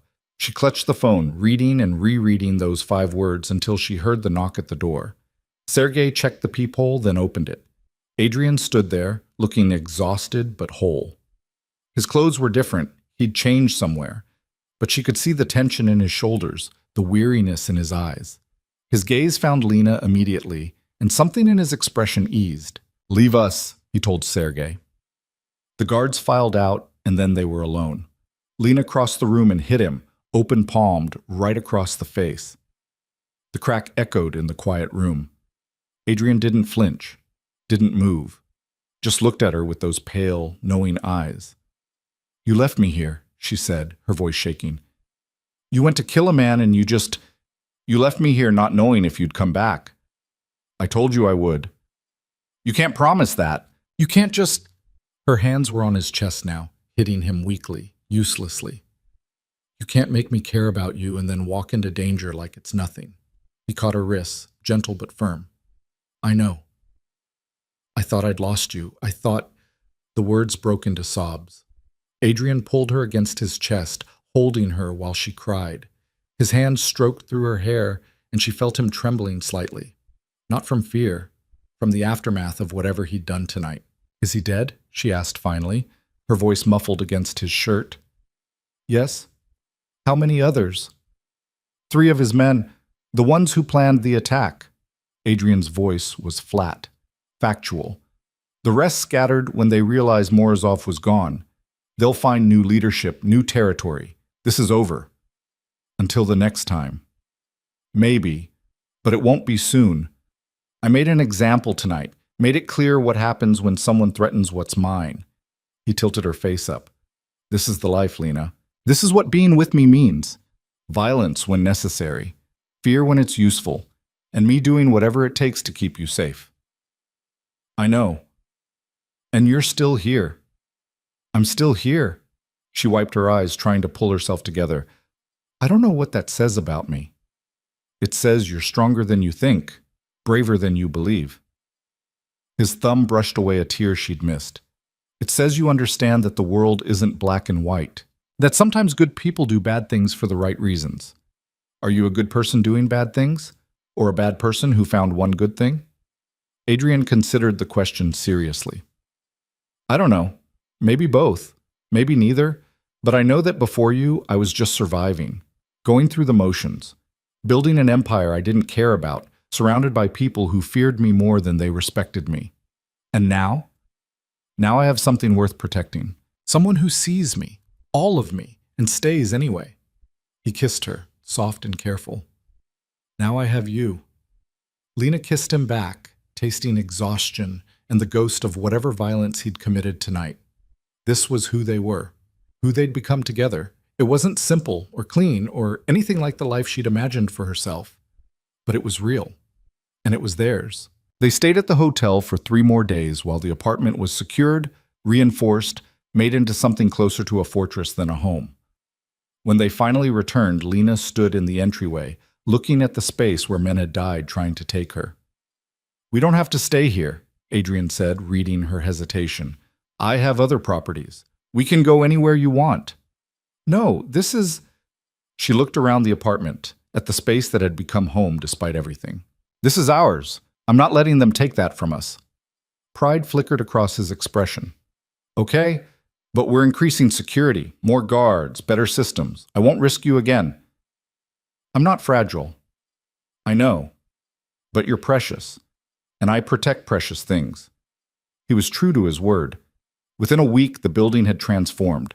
Guards at every entrance, cameras in every hallway, bulletproof glass in the windows. It should have felt like a prison. Instead, it felt like Adrian wrapping his protection around her, keeping her safe the only way he knew how. Lena tried to return to normal. Classes, friends, the life she'd been building before Morozov. But something had shifted. She'd looked death in the face, had been hunted like prey, had watched Adrian transform into the killer everyone feared. There was no pretending anymore that her life was anything close to ordinary. Her professor noticed during office hours, 3 weeks after the attack. "Miss Carter, your last 2 papers have been, forgive me, distracted. Is everything all right?" Lena wanted to laugh. Was everything all right? She was living with a man who'd killed 4 people to protect her, who'd made her fall in love with him despite, or maybe because of, his capacity for violence. "I'm fine," she lied. "Just had some personal issues. I'll do better." But she couldn't focus. The words on the page blurred. Her mind kept returning to that night, to the gunfire and the blood and the terrible relief when Adrian walked through the door alive. She was sitting in the library, staring at a book she hadn't read a word of, when her phone rang. Unknown number. "Hello? Lena Carter?" A woman's voice, professional. "This is Detective Sarah Morrison with NYPD. I was hoping we could talk about the incident at your apartment building 3 weeks ago." Her blood ran cold. "I already spoke to the police. Gave my statement." "I know, I've read it. Very thorough. Very careful." A pause. "Maybe too careful. Miss Carter, I'm investigating Adrian Volkov. Have been for 2 years. And I think you might be able to help me." "I have nothing to say to you." "You're a smart woman. College educated, from what I understand. Good family. You don't belong in Volkov's world. Whatever hold he has on you, he doesn't have a hold on me. I'm exactly where I choose to be." "Are you?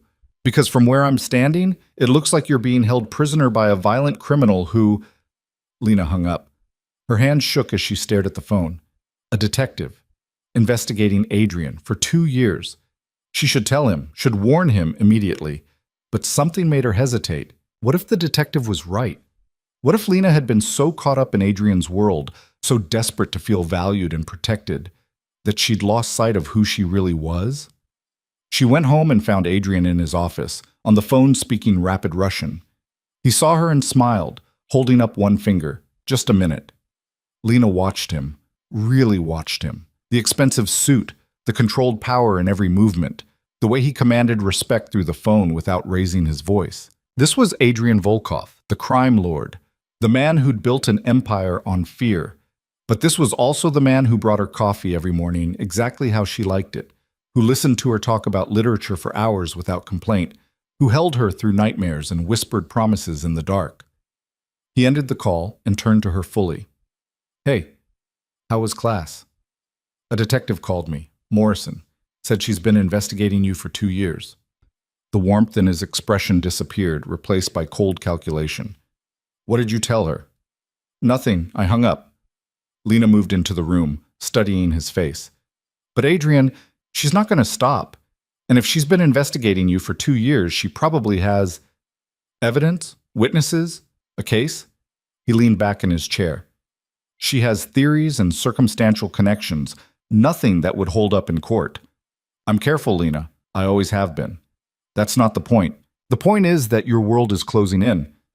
Morozov was just one threat. What about the police? What about federal investigators? How long before what? Before I get arrested? Convicted?" He stood, moving around the desk. "It won't happen. I have lawyers, judges, people in positions that matter. Morrison can investigate all she wants. She won't find what she needs. You sound so sure. I am sure. This is what I do, Lena. I survive. I protect what's mine, and I make sure the system works for me, not against me. That's not... She stopped, frustrated. That's not sustainable. Eventually, something's going to give. Then I'll handle it when it does. He pulled her close, and she let herself be held even though her mind was racing. But I won't live my life in fear of what might happen. I deal with what is. And what is? Right now, you and me, safe, together. Everything else is just noise. She wanted to believe him, wanted to sink into his certainty and stop questioning. But Morrison's words echoed in her head. You don't belong in his world. That night, she couldn't sleep. She lay beside Adrian, listening to him breathe, and wondered what she'd become. The girl who'd sat at that restaurant table would never have ignored a detective's call, would never have chosen a criminal over doing the right thing. But that girl hadn't known what it was like to be seen, to matter, to be loved with a fierce, consuming intensity that made everything else seem pale in comparison. At 2 a.m, she gave up on sleep and went to Adrian's office. She wasn't snooping, she told herself that firmly, just looking for something to read, but her eyes caught on a folder marked Transition Plans. Curiosity won. She opened it. Inside were documents, business plans, transfer agreements, proposals for legitimate enterprises, real estate development, security consulting, investment funds. Pages and pages of careful planning for moving away from the criminal empire he'd inherited. And at the bottom, a handwritten note in Adrian's sharp script. For Sophia, for a clean legacy. Sophia, a name she'd never heard before. Lena was still standing there holding the folder when Adrian appeared in the doorway. Can't sleep? He asked. She held up the folder. Who's Sophia? His expression shifted. Not angry, exactly, just careful. A name. For our future daughter, if we have one. The words hit her like a physical blow. You're planning for children? I'm planning for a life beyond what I have now. A legitimate business I can pass down without shame. A family that doesn't have to carry my father's sins. He moved into the room, and she saw vulnerability in his eyes she'd never noticed before.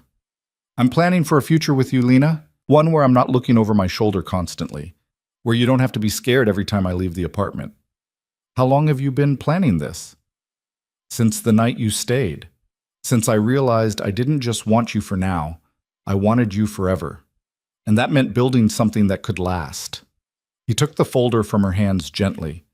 It's going to take time, maybe years. I can't just walk away from everything overnight. But I'm working toward it, slowly, carefully. Lena sank into a chair, overwhelmed. You never told me. I wasn't sure you'd believe me. Wasn't sure I'd succeed. He knelt in front of her, taking her hands. But I'm trying, Lena. For you. For us. For the family I want to build with you. A detective is investigating you. Your enemies are circling. How are you supposed to transition to legitimate business when, the same way I've survived everything else, carefully, strategically, with good lawyers and better planning? His grip tightened. I know it's not perfect. I know it's messy and complicated, but I'm asking you to trust me, to believe that I can get us to the other side of this. She looked at him, this man who'd killed for her, who was trying to change for her, who planned futures with children he'd named Sophia because he believed they could have something beautiful together. Okay, she whispered. I trust you. The relief on his face was everything. The next morning, Detective Morrison called again. This time, Lena answered. I told you I have nothing to say. Just meet with me. One conversation. If after that you still want to protect him, I'll leave you alone. Why should I believe you? Because I'm not trying to destroy your life, Miss Carter. I'm trying to understand it. To understand why someone like you would choose someone like him. The words stung because they echoed Lena's own doubts. Fine. One conversation, but not at a police station. There's a coffee shop on 45th, tomorrow, 2 p.m. Lena hung up and immediately told Adrian. He didn't try to stop her, which surprised her. Be careful what you say. Morrison's good at her job. She'll try to turn your words against me. I'm not going to incriminate you. I know. But even innocuous details can become evidence in the right hands. He kissed her forehead. And Lena?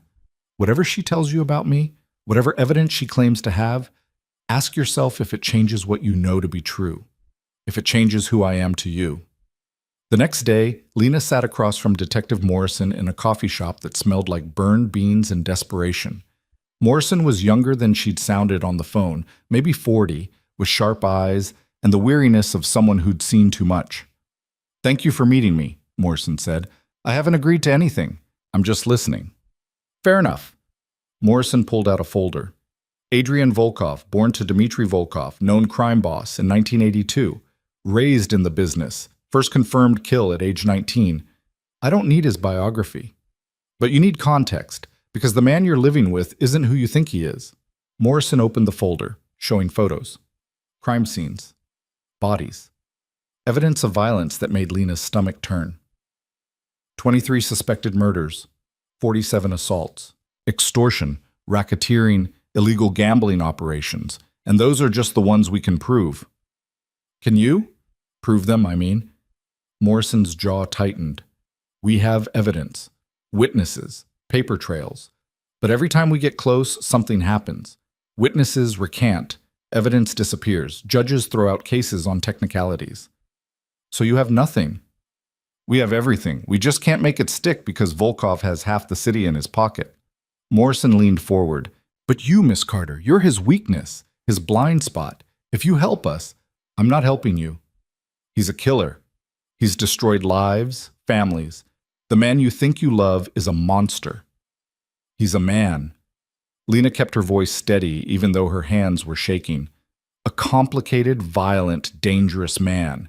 But he's also someone who's trying to be better, who's working toward legitimate business, who's lying to you. Lena, can I call you Lena? Morrison didn't wait for permission. He's not changing. Men like Volkov don't change. They just get better at hiding what they are. You don't know him. And you do? You've known him what, 6 months? I've been tracking him for 2 years. I know every business he owns, every person he's hurt, every crime he's committed. What do you know besides what he's chosen to show you? The question cut deep because it was valid. What did she really know about Adrian beyond what he'd told her?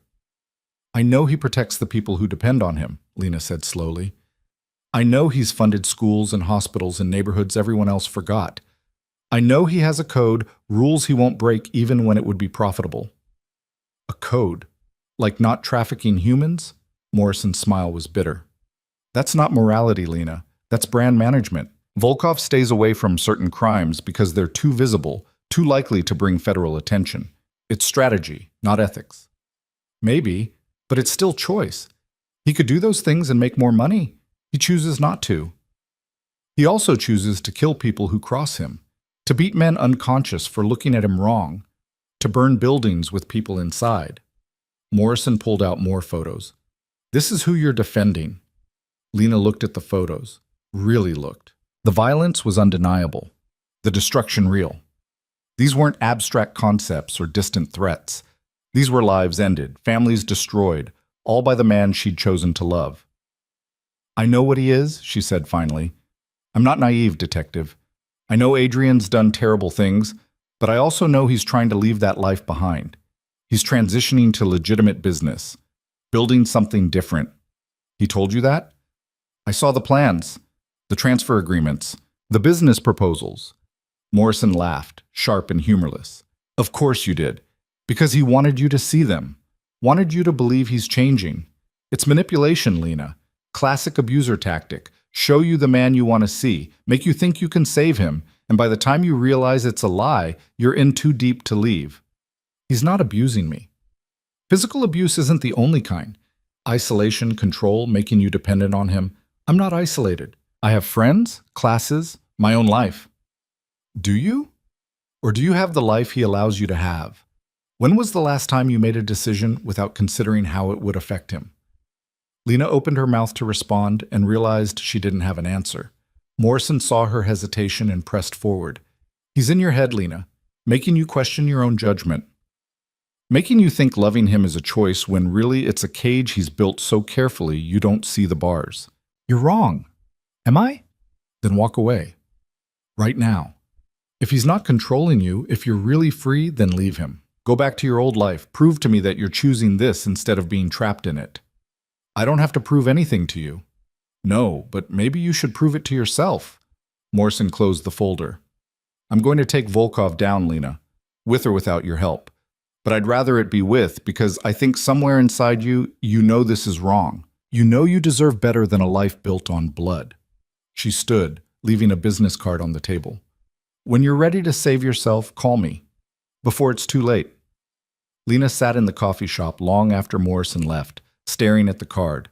Was she right? Was Adrian manipulating her, showing her only what he wanted her to see? Or was she genuinely choosing this life, eyes open, aware of the costs? She thought about that first night, the desperation that had led her to consider stealing, the exhaustion of working 3 jobs for nothing, the invisibility that had defined her entire existence.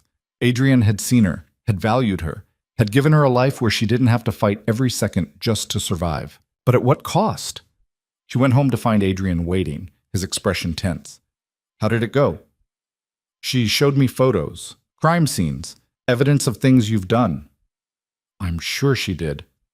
She thinks you're manipulating me, that I'm trapped and too blind to see it. Do you think that? The question hung between them, heavy and unavoidable. I don't know, Lena admitted. I want to say no. I want to believe that I'm choosing this freely. But Adrian, she made some good points. About control, about isolation, about how a rich, powerful man must be abusing the poor girl he rescued. His voice was sharp. That's what she wants you to think. That you're a victim, that you have no agency. Don't I? When was the last time I made a major decision without consulting you? When was the last time I did something you didn't approve of? You met with Morrison. I didn't approve of that. But you didn't stop me. Because I trust you. Because I believe you're smart enough to see through her manipulation. He moved closer, and she forced herself not to step back. She's trying to drive a wedge between us, Lena, using your doubts against you, making you question what we have. Maybe I should question it. Maybe that's healthy. Question all you want, but do it honestly. Don't let Morrison put words in your mouth or thoughts in your head. His hand cupped her face. You know me. You know who I am, what I've done, what I'm trying to become. Trust that knowledge. Trust yourself. What if trusting myself means leaving? Pain flickered across his expression. Then I'll let you go, like I promised. But Lena, ask yourself, are you leaving because you want to, or because Morrison convinced you that you should? She didn't have an answer. That night, she lay awake again, Adrian sleeping beside her, and tried to untangle her own feelings from Morrison's accusations. It was impossible. Everything was too knotted together, love and fear, choice and necessity, freedom and safety. At dawn, she made a decision. She woke Adrian gently. I need space. Time to think without you or Morrison or anyone else influencing me. He sat up slowly. What do you need? I want to go back to my old apartment. Stay with Jess for a week. Just be alone with my thoughts. Okay. That's it? Just okay? What do you want me to say? That I'll lock you in and refuse to let you leave? That's exactly what Morrison expects. His voice was calm despite the tension in his shoulders. You need space. Take it. I'm not going to stop you. You'll have me followed. Yes, for your protection, not to control you. There are still people out there who know you're important to me. I won't leave you unprotected. And if I ask you to call them off? Then I'd ask you to reconsider, to let me keep you safe even if you need distance. He took her hand. I love you, Lena. That doesn't go away just because you're questioning us. Take your time. Figure out what you want. I'll be here when you're ready. She packed a bag and left within the hour. Jess opened the door, took one look at Lena's face, and pulled her into a hug. What happened? I don't know. Everything. Nothing. I need to think. Then think. You can stay as long as you need. The apartment was exactly as Lena remembered. Cramped, cluttered, filled with secondhand furniture and the smell of cheap air freshener. It should have felt like home. Instead, it felt like someone else's life. She spent 3 days doing nothing. Not going to class, not answering her phone except for one text to Adrian. I'm okay. Still thinking. His response was immediate. Take all the time you need. I love you. On the fourth day, Jess sat her down with coffee and the direct approach she was known for. Okay, talk. What's really going on? I don't know if I'm choosing Adrian or if he's chosen me, and I've just gone along with it because it's easier than my old life. Wow, that's a big question. A detective told me I'm being manipulated, that Adrian's controlling me and I'm too blind to see it. Are you? I don't think so, but would I know if I was? Jess was quiet for a moment. Here's what I know. When you were with Marcus, or trying to be, you were anxious, constantly checking your phone, making yourself smaller, trying to be what you thought he wanted. With Adrian, you're bigger, more confident. You push back when you disagree. You demand honesty. But I'm also living in his world, following his rules, accepting his protection. Because you choose to. Lena, I've known you for 4 years. You don't do anything you don't want to do. You're the most stubborn person I know. If you were truly trapped, you'd have found a way out by now. What if I'm staying because I'm scared of going back to being nobody? Then you're human. Everyone's scared of something. The question is, are you happy with him? Was she? Lena thought about the life she'd built with Adrian. The mornings drinking coffee while he read the news. The way he listened when she talked about her classes. The fierce, consuming way he loved her. The safety of knowing someone valued her enough to kill for her. Yes, she said finally, I'm happy, but I'm also terrified. And I don't know if that's a red flag or just the reality of loving someone dangerous. Maybe both, Jess suggested. Maybe you can be happy and terrified, in love and aware of the risks. It doesn't have to be one or the other. On the 5th day, Detective Morrison called again. Have you thought about what I said?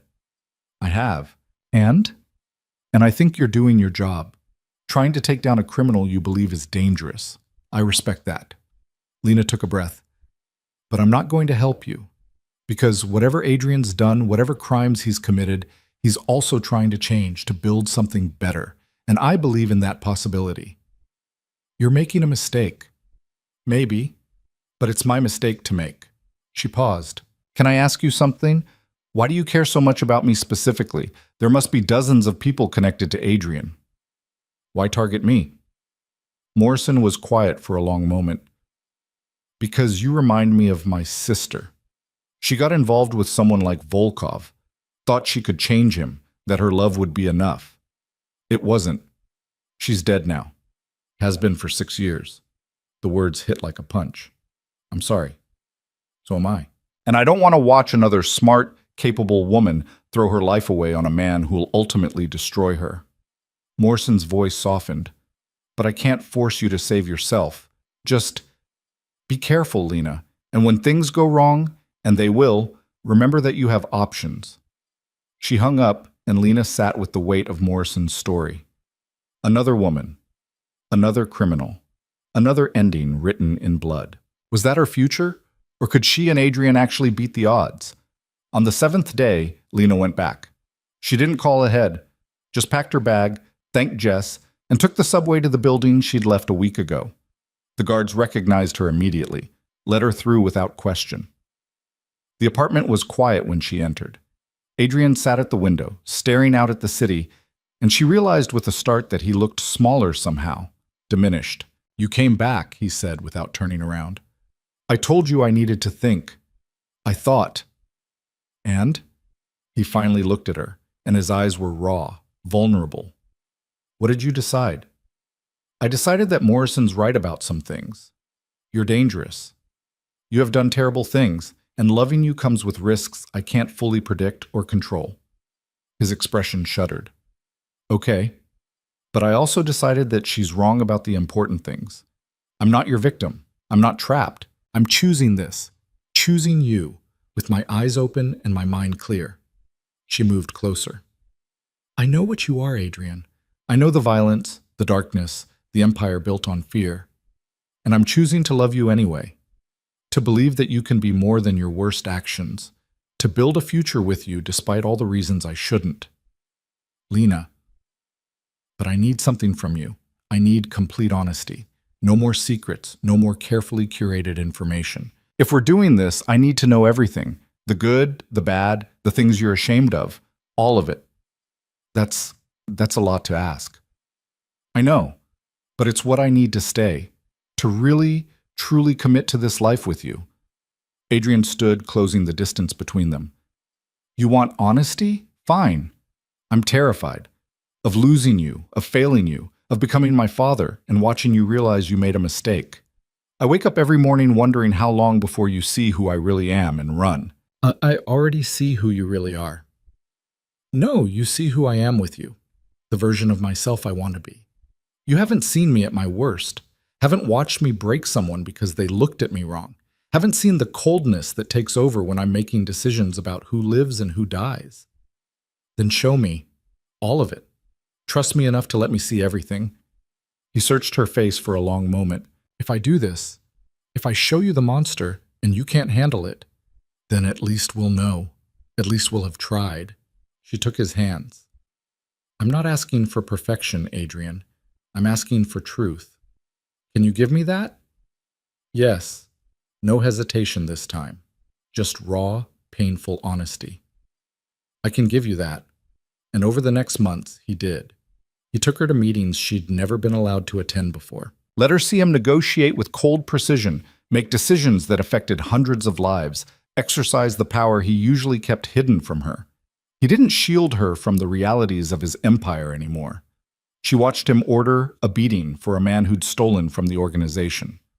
Saw the calculation in his eyes as he decided exactly how much punishment was necessary to maintain order without crossing into unnecessary cruelty. She met his people, not just the public faces like Maria and Victor, but the enforcers, the collectors, the men who carried out his orders without question.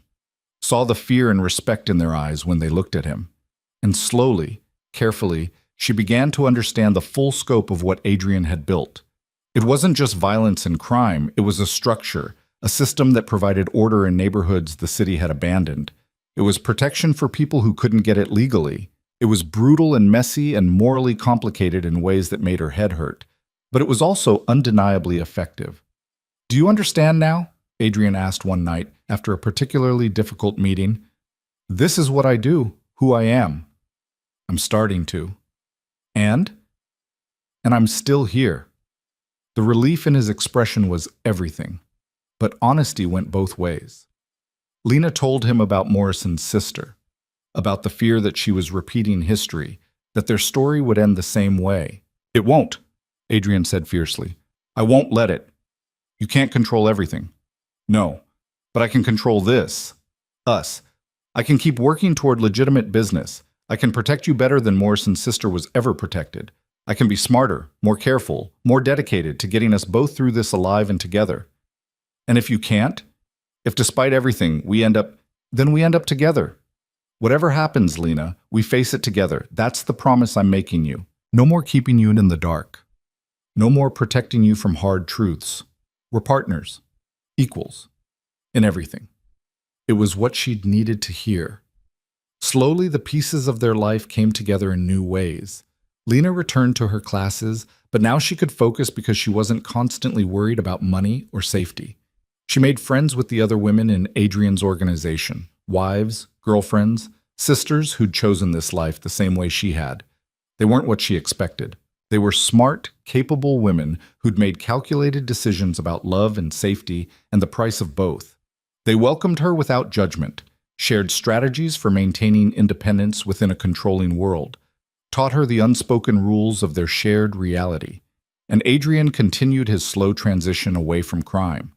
It wasn't dramatic or sudden, just a steady, careful shift of resources from illegal enterprises to legitimate businesses. Real estate developments in gentrifying neighborhoods, security consulting for corporations that didn't ask too many questions about his background, investment funds that turned dirty money clean through enough layers that no one could trace it back. 2 years after that first night at the restaurant, Adrian called a meeting of his key people. Lena sat beside him, no longer hidden or protected from his business.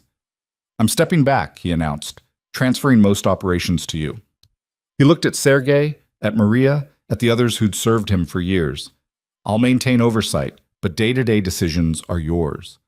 I'm focusing on the legitimate businesses, building something that can last.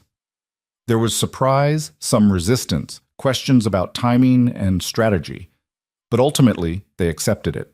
Because Adrian had earned their loyalty, and because he'd chosen successors who understood the rules. "Why now?" Sergei asked after the meeting, when it was just the three of them, him, Adrian, and Lena. "Because I'm getting married," Adrian said, looking at Lena. "And I want to build a life that doesn't require my wife to constantly worry about whether I'm coming home in a body bag." Lena's breath caught. They'd talked about marriage in abstract terms, but never like this.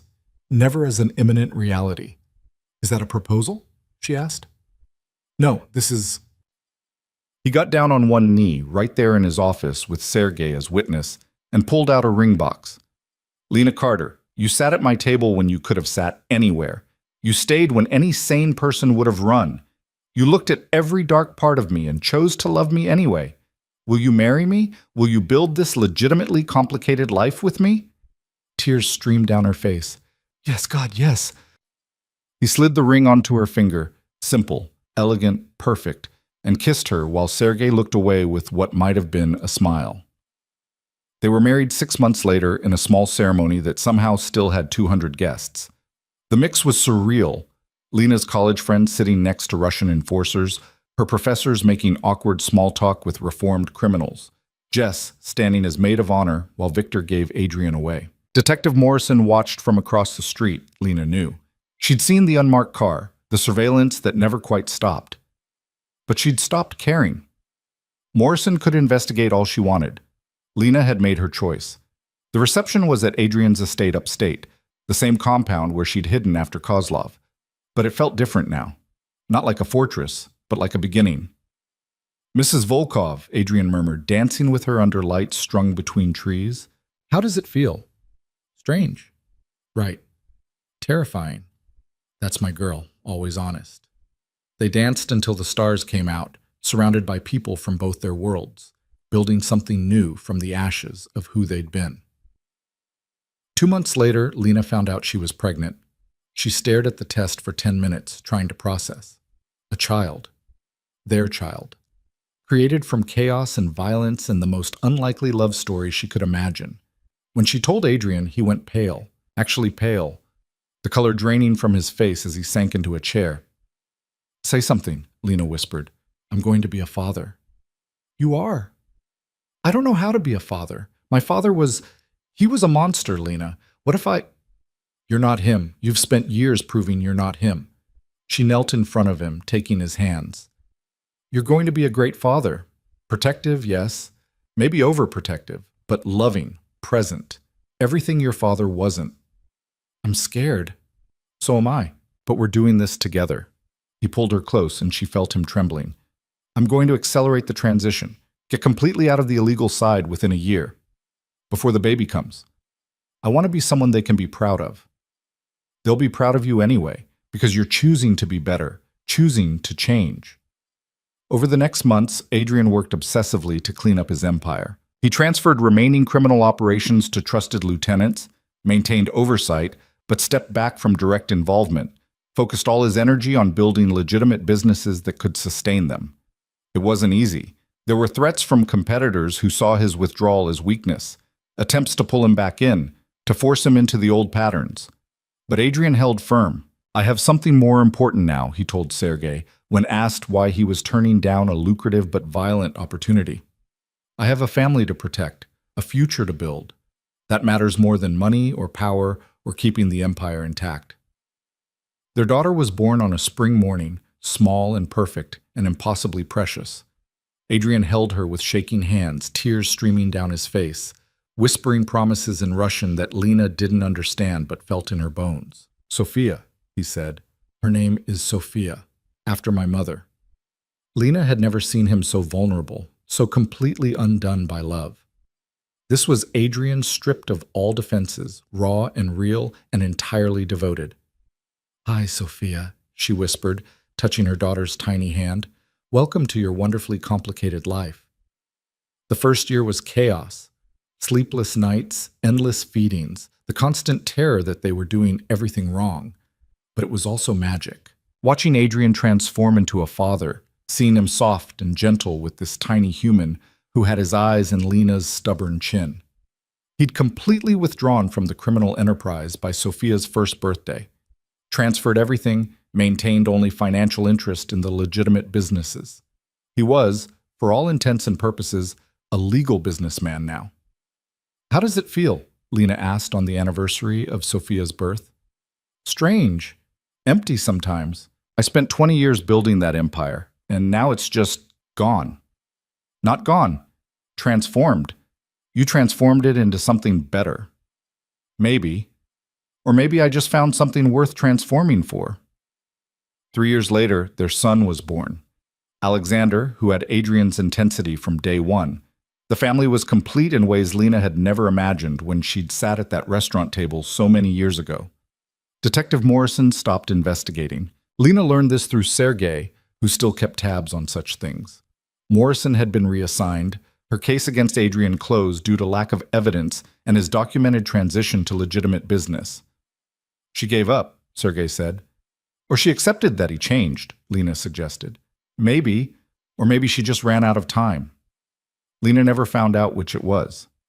On their 10-year anniversary, they returned to Aurelio's, the same restaurant where it had all started, the same table where Lena had sat, desperate and alone, not knowing her life was about to change forever. "Do you remember?" Adrian asked, holding her hand across the table. "Every second, you sat down and looked at me like you were the most important thing in the room, because you were." He smiled. "You still are. Even with the kids? The business? Everything else? Especially with all of that. None of it means anything without you." He reached into his pocket, pulled out a small box. "I got you something." "Adrian, we said no gifts." "I lied." He opened the box, revealing a necklace, simple, elegant, with a pendant that held 3 small stones.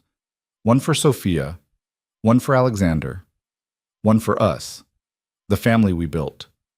Lena's eyes filled with tears. "It's perfect. You're perfect. The life we've built is perfect. Not easy, not simple, but ours." He stood, moving to clasp the necklace around her throat. "Thank you for sitting at the wrong table, Lena Volkov. Thank you for staying. Thank you for building this impossible, beautiful life with me. Thank you for seeing me, for making me matter."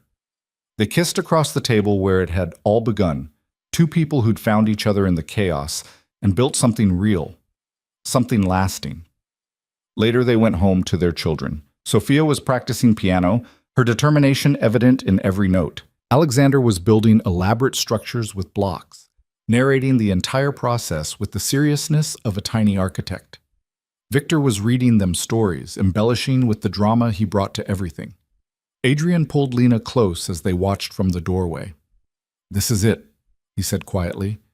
"This is what I was building toward without knowing it. Not the empire, not the power. This, family, home, love. No regrets? Not one." "You?" Lena thought about the girl she'd been, desperate, invisible, struggling. She thought about the choice she'd made that night, the risk she'd taken. She thought about every hard moment since, every fear she'd faced, every time she'd chosen to stay when leaving would have been easier. She thought about Detective Morrison's sister, about all the ways their story could have ended differently, all the violence and danger and chaos that had threatened to destroy them. But they'd survived, more than survived. They'd built something extraordinary from the wreckage of who they'd been. "Not one regret," she said finally, "not a single one." Because the night Lena Carter sat at the wrong table, she didn't lose her life. She found it. She found Adrian, broken and dangerous and trying to be better. She found purpose, value, a place in the world that had always rejected her. She found love that was messy and complicated and fierce enough to transform them both. And most importantly, she found herself. Not the invisible girl working 3 jobs, not the victim everyone expected her to be, but Lena Volkov, strong, clear-eyed, capable of loving a monster and making him human again. The restaurant faded from her thoughts, replaced by the present moment. Her children laughing, her husband's arm around her shoulders. The life they'd built together, imperfect and real and entirely theirs. It hadn't been easy. It had required sacrifice, compromise, accepting truths she'd rather ignore. It had meant choosing love over safety, possibility over certainty, a dangerous man over an easy life. But looking at her family now, Lena knew she'd make the same choice again. Every time. Without hesitation. Because some mistakes aren't mistakes at all. Some are fate, disguised as chance encounters and wrong tables and moments that change everything. And all of this, had been worth it. Every dangerous, complicated, beautiful moment of it.